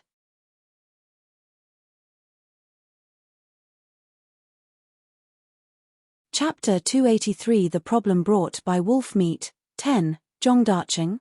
Who's that? Ju Ying asked in confusion. Jiyu Chungrui found the name familiar, but he could not recall where he had heard it. Zhong Qingqing looked at the two's reactions and felt both angry and wronged. She immediately shouted, you two are too heartless. My father died for your family, and you've already forgotten his name. What nonsense are you talking about? I don't remember anyone dying for us. Zhu Ying replied in an unpleasant tone. Jiyu Chungrui thought of something. He stood up and asked, is your father Zhong Daqing, the one who died at the hands of the Qiao family on a ship in the winter 2 years ago? At least you guys have some conscience. Zhong Qingqing heaved a sigh of relief. She looked at Zhu Ying and said, I know your restaurant's business is good. Please save me and buy me, I'll be your slave. Otherwise, I'll be sent down a dead-end road. As soon as she finished speaking, someone immediately chased her over. Seeing the situation in the courtyard, the leading woman went forward and pulled Zhong Qingqing up. You bitch, how dare you to run? How dare you rebel against me? Let me go, let me go. Zhong Qingqing saw the woman and immediately shouted in fear. However, she was just a young girl who couldn't escape the woman's grip. In the end, she bit the back of the woman's hand. The woman screamed and let go of her hand, while Zhong Qingqing immediately hid behind Zhu Ying. This gave Zhu Ying a headache. At that moment, a white-haired man walked in and said, Dr. Jiyu, Manager Zhu, sorry to have caused you two trouble. Sorry for bothering you. I'll take her back now. No, I'm not going back. Grandpa, please don't sell me to my aunt's family in exchange for food. Zhong Qingqing immediately shouted. Zhu Ying was also stunned when she heard that. She turned her head and asked, it's not your parents who want to sell you. No, my mother and brother didn't agree to sell me. They've already locked them up. Shut up. You're not in a position to speak. Zhong Laosan looked at Zhong Qingqing and scolded her. Manager Zhu, I'm sorry for the trouble, he said to Zhu Ying. After he finished speaking, he walked past her and was about to grab Zhong Qingqing. Jiyu Chungrui grabbed his arm and spoke up, as far as I know, when selling someone in the Ming dynasty, one must have their parents' signatures. What you're doing is against the law. Zhong Laosan was stunned for a moment and replied with a stiff face, her father is gone. As her grandfather, I've raised her for so many years. How can I not have the right to do that? But she still has a mother. Jiyu Chungrui stared at him firmly. Zhong Laosan was so angry that he wanted to raise his hand and beat him up, but he didn't dare to offend Jiyu Chungrui. Otherwise, if he had a headache or fever in the future, he wouldn't even have a place to get medicine. However, the woman who had captured Zhong Qingqing before, Aunt Zhong, didn't have the same concerns.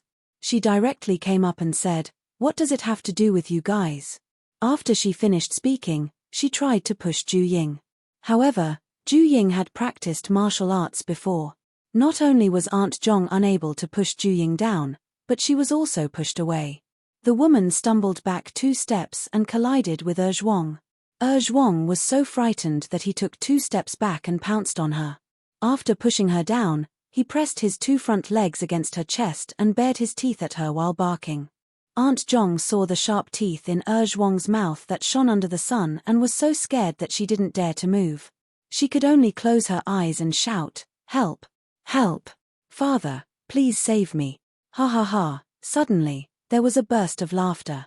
Zhu Ying looked up and found that many people surrounded their courtyard.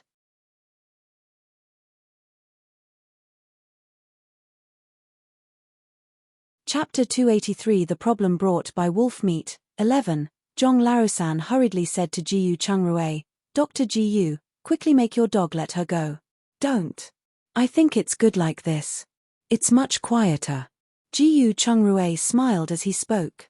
Fellow villagers outside the door, please help me find the village chief. All right, I'll go immediately. A young man responded and immediately ran away. Zhong Laosan looked at Jiyu Chungrui angrily. Jiyu Chungrui immediately turned his head. No matter what, you guys did not consider this properly. To avoid us getting implicated in the future, let's wait for the village chief to come first. He sat back down and continued drinking his tea. Seeing this, Zhu Ying also sat back down. As for Zhong Qingqing, She followed Ju Ying closely because she knew she was the only one who could save her now. When Zhong Laosan saw this, he immediately stepped forward and wanted to kick Zhuang away. Zhuang barked when he saw this and immediately lowered his head to bite Aunt Zhong's shoulder. "Don't you dare," Zhong Laosan said quickly, taking 2 steps back. Zhuang turned around and stared at him. Then, he looked at Jiyu Chungrui and his wife, who were drinking water at the side. He whimpered twice and then climbed directly onto Aunt Zhong's body. It was fine if she didn't move, but once she moved or Zhong Laosan moved, Zhuang would immediately stand up and open his maw to try biting them. The father and daughter were so scared that neither of them dared to move. "Dr. Gus Dog is quite smart," the people outside commented. Those who don't know any better might mistake him for a human. Not only is he smart, but he sure looks strong. Look at his fur, it's so smooth. I wonder how they raise him. Needless to say, he definitely had good meals. Zhong Laosan has gone too far. Is he really selling his granddaughter to help his daughter's family? Isn't he helping an outsider? This is fate. Uncle Darcheng wasn't well liked when he was alive. Zhong Laosan's daughter was also born late. She was doted on when she wasn't married and has been doted on since then. As the saying goes, the in-law family is like a dog that leaves after eating. No matter how good you are to them, they'll be an ungrateful wolf sooner or later. I'll see who will care about Zhong Laosan when he's old. Who will? Wouldn't his daughter or grandson care for him? What are you saying? How would an outsider care for an old man with no money or power? Who can say for sure? When Zhong Laosan heard the people outside teasing him, he was instantly furious. He walked directly to the door and said, "If you guys have nothing better to do, then scram. Our family's matters are none of your business." You're saying it as if we want to care. Even if you're paralyzed and lying on the ground, we won't bother saving you. That's right. I'm afraid that when you're really lying in bed in the future, your children and grandchildren won't care about you. Miserable. You guys shut up. Zhong Laosan clenched his fist and roared. What? Are you afraid of people talking about you? You've already lost all your dignity. Motherfucker, you're full of shit. I'm going to teach you a lesson today. Zhong Laosan cursed out loud and quickly punched the other party in the face. The young man's face darkened. He grabbed his arm and said, "You old fart, do you really think I won't dare return the punch? All of you, stop. Do you all have nothing better to do?"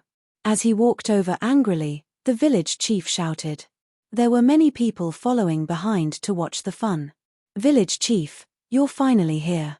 This Zhong Laosan is really a piece of trash. Back then, Uncle Darcheng was such a good man. He raised their entire family by himself and even left them 60 taels of silver after his death. But what about them?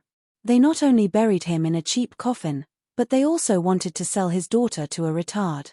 Isn't this a sin?" The young man said it with righteous indignation.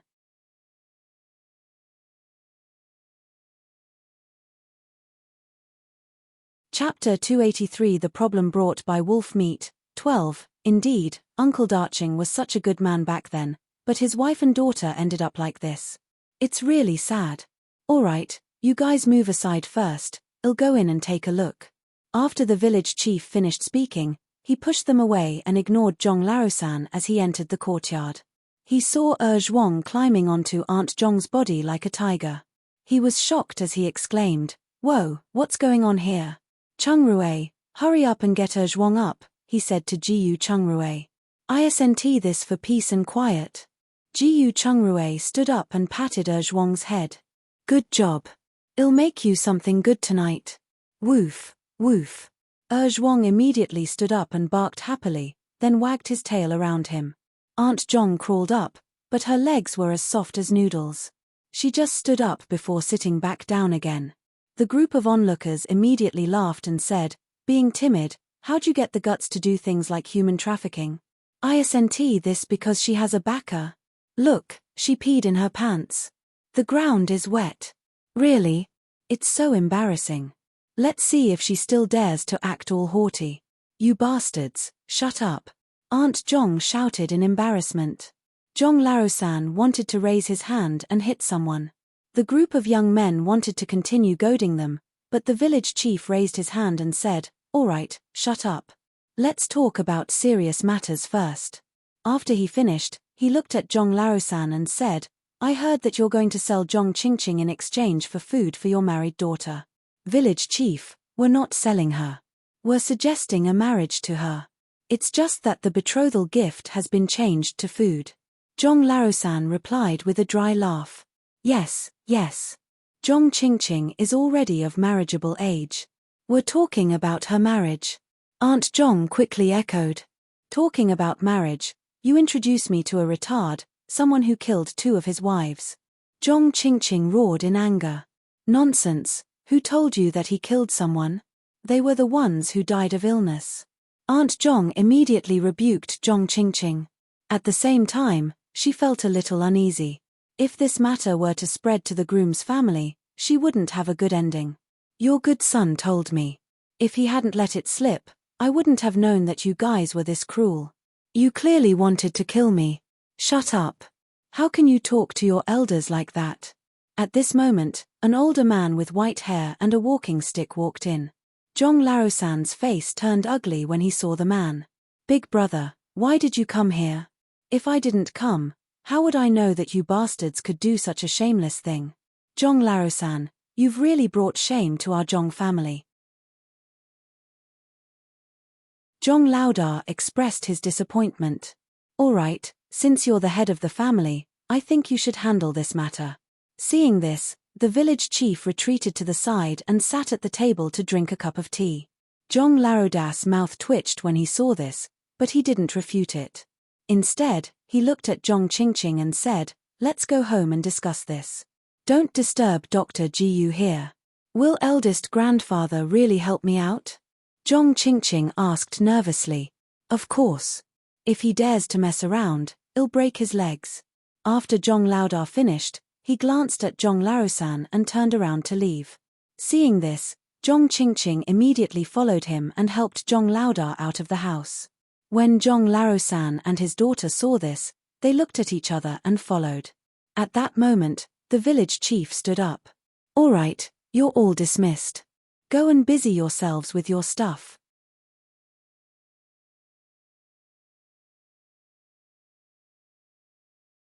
Chapter 283 The Problem Brought by Wolf Meat, 13. Everyone immediately left when they heard this, but they didn't disperse.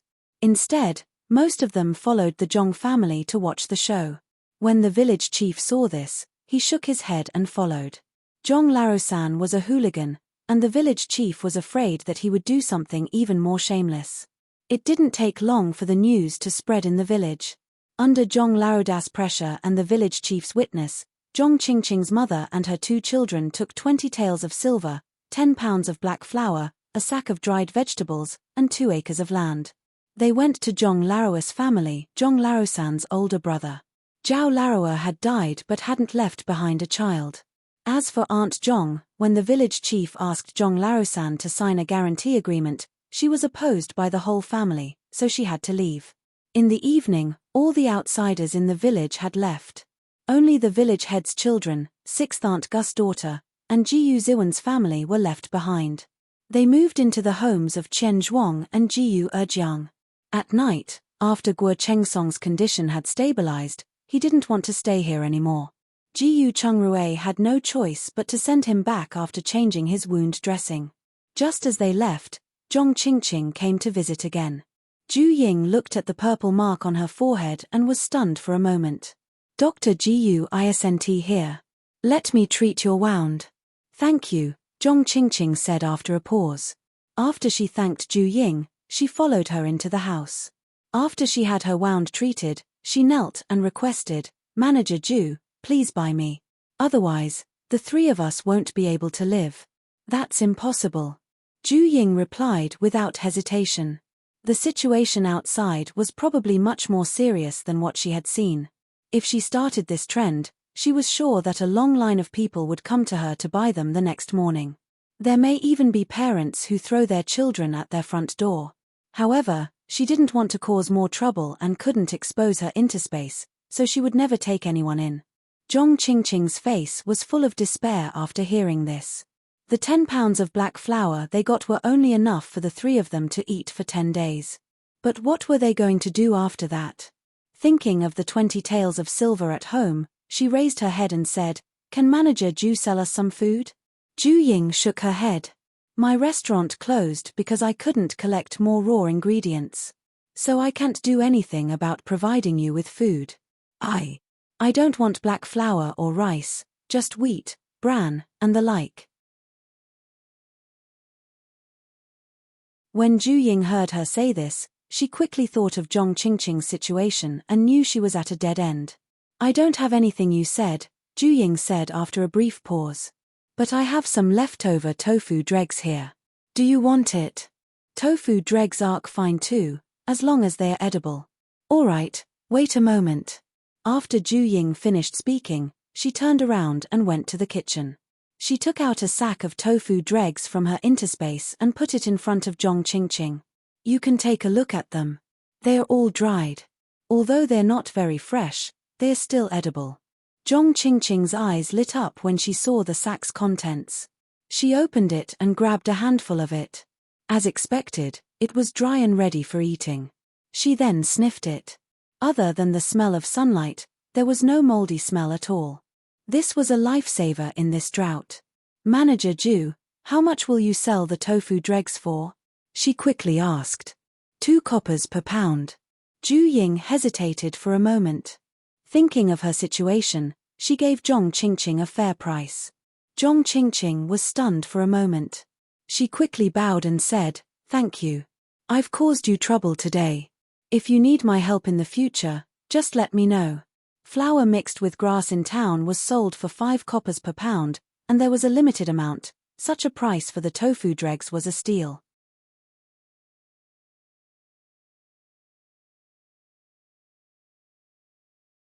Chapter 289 The Arrival of the Refugees. You're welcome.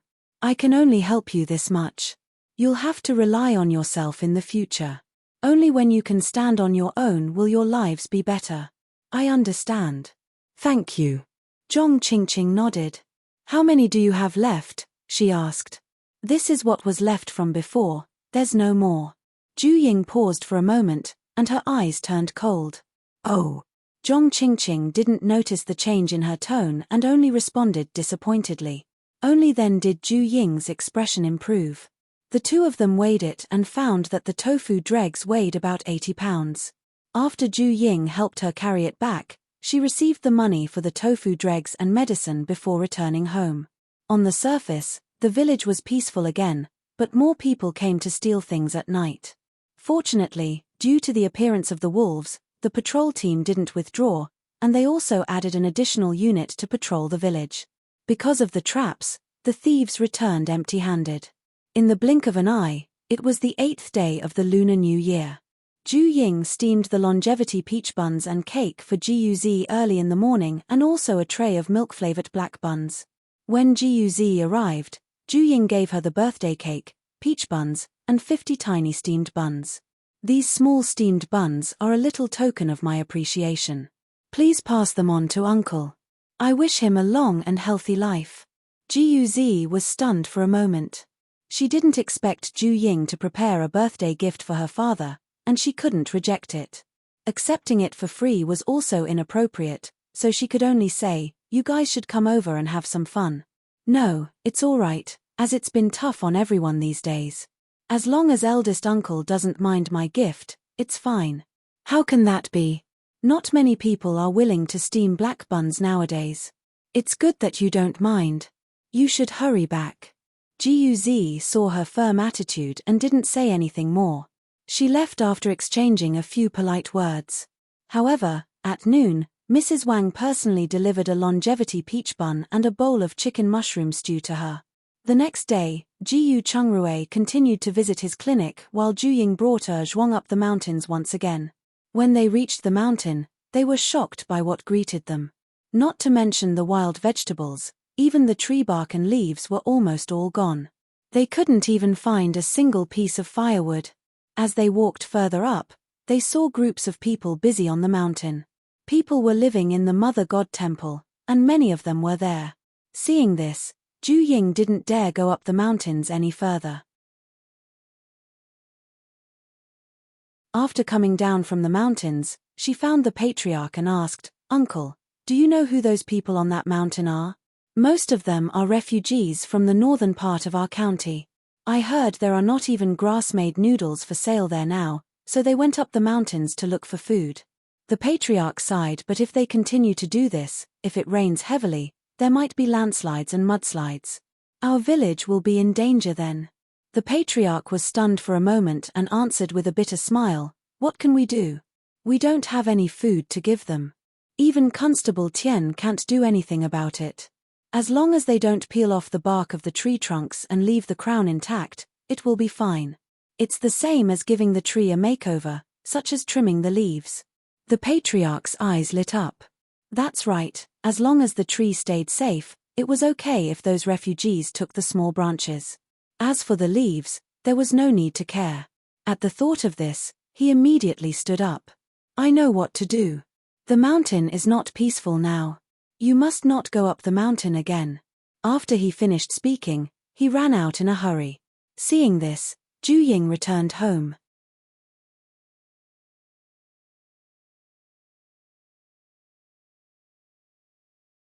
Chapter 290. A passing storm. On the other side, many refugees had appeared in the mountains near the manor. However, for the safety of the white potatoes, cattle, and sheep in the manor, Manager Liu transferred another group of people over to protect it. In the afternoon, Tian Jingzhong took a team of soldiers with knives, axes, and saws up the mountain. According to Ju Ying's opinion, he asked the refugees to act according to the law, or they would be executed. With the soldiers' forceful intervention, the refugees obediently listened, even if they had complaints. Half a month later, the outer area of the mountains had significantly changed. No matter how tall the trees were, they had all been trimmed until only the treetops were left. Overall, the mountain looked bald. Ju Ying also took the opportunity to spend money on a batch of firewood and save it in the courtyard. She used the larger branches to build a firewood shed in the backyard. One day, Ju Ying had just finished watering the sweet potato field when a gust of wind suddenly blew. Dark clouds were quickly passing over from the northeast to the southwest. In an instant, dust and sand flew all over the sky, and the sky went dark. The villagers were all overjoyed at the sight of it. This was because the village's elderly firmly believed this was the wind before the rain. Sure enough, after about 15 minutes, raindrops the size of peanuts fell. When it hit their bodies, they could feel the pain. Those raindrops that hit the windows each created a hole. But the village was full of joy, even mixed with happy cries. However, the rain soon passed. The rain did nothing but wet the ground slightly and couldn't even form a small stream. In an instant, the village was filled with miserable cries. "It seems we won't be able to get through this drought for a while," Ju Ying sighed. She looked down and saw that her clothes were covered with yellow dust. She touched her face and felt the sand and dust on it. Ju Ying had no choice but to close the door and take a shower in her interspace. Following that, the villagers became even more depressed and focused on serving the only food available, white sweet potatoes. Another half a month had passed, and the sweet potatoes had already begun to protrude from the ground along with dry cracks. Those with no food at home had no choice but to dig them out prematurely for their meals. The victims of this disaster also began to have ideas about those remaining white potatoes. After the village chief realized something was wrong, he immediately asked Tian Jingzhong for help. After all, they would have to rely on these white potatoes to ensure they wouldn't go hungry in the following months. Tian Jingzhong couldn't suppress all these refugees, so he had to transfer all the officers and soldiers over, along with some who knew some martial arts from the refugees, to guard the white potatoes in the village. At noon, Ju Ying had just mixed some cold noodles when she suddenly heard someone in the courtyard say, "It seems we have come at the right time. I could smell the lovely smell from far away." Ju Ying was stunned for a moment after hearing Ju Huiming's voice. She quickly put down the cold noodles and walked out, and sure enough, she saw Ju Huiming and Manager Liu walking in. "When did you come over to our village?" she stepped forward and asked. "Just last night. I just took a nap and came to see you. Zhu Huaiming answered with a smile. Zhu Ying thought to herself that he was probably here for the food. Thinking of this, she asked, "What do you want to eat for lunch?" "I'll go make it now. I don't have the right to choose what to eat at a time like this. Do as you see fit. It's fine as long as you can satisfy our hunger." "All right, you guys sit in the living room, and I'll be back soon," Zhu Ying said as she returned to the kitchen. In addition to the cold noodles, she made stir-fried preserved meat with green garlic seedlings, a serving of cold lettuce, and a few black steamed buns. After they entered the house, Zhu Huaiming looked at the dishes on the table and exclaimed, "Sister, I can see you're living well. It isn't easy to cook 3 dishes this year. I'm sure it isn't easy for you to come over. So, of course, I have to treat you well." After Zhu Ying said this, she handed them a bowl and chopsticks and asked, "How long will you be staying over this time?"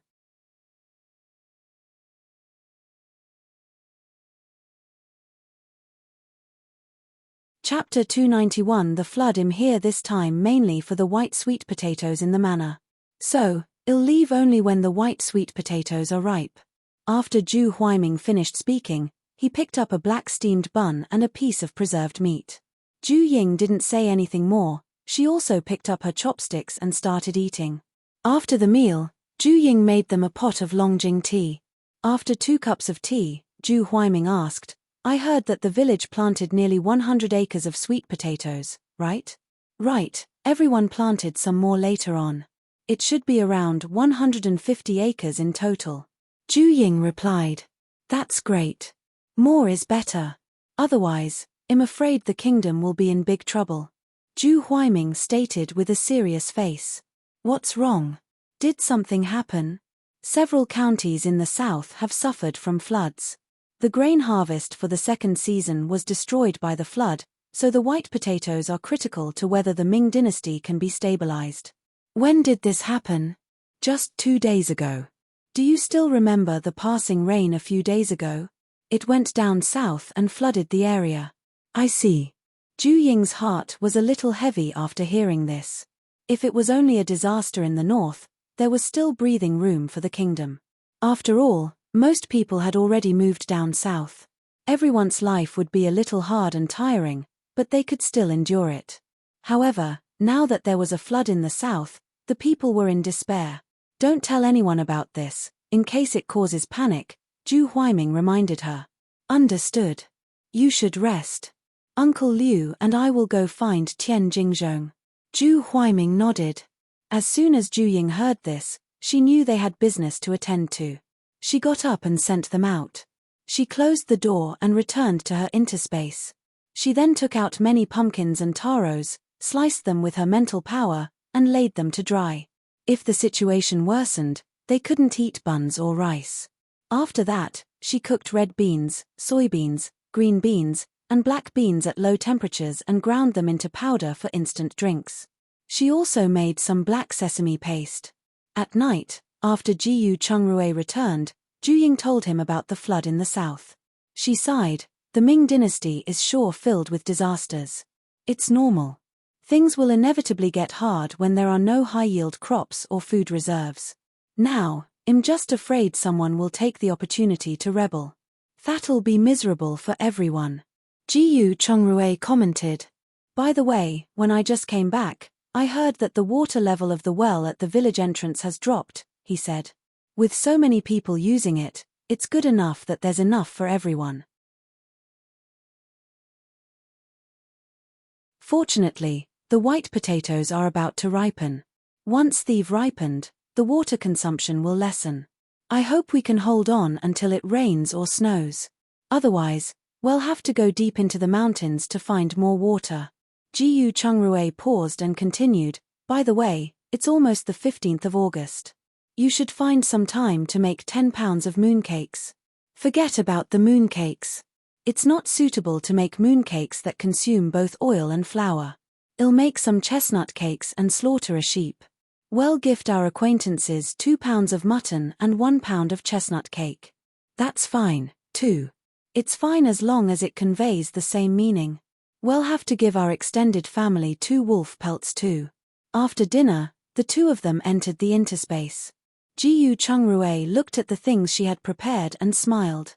He asked her to bring out some wheat bran, peanut cakes, a large number of dried white potato vines, and some dried dandelions.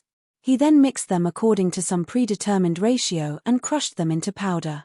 Although these inferior noodles didn't look any different from the ones sold outside, they wouldn't hurt their throat and were healthy. As for Ju Ying, she started making chestnut cakes. However, she didn't only make the 10 pounds of chestnut cakes that Ji Chungrui suggested. Instead, she made more than 50 pounds of chestnut cakes, all of which were made using the mooncake mold. You're tuning in to the Dreamy Chapters YouTube channel. We're so grateful for your support, and don't forget to subscribe to join us on this incredible journey through captivating stories. Your generosity through donations truly makes a world of difference, as it's the primary source of revenue that allows me to expand and enhance this channel for you. Thank you from the bottom of my heart for being a part of this adventure.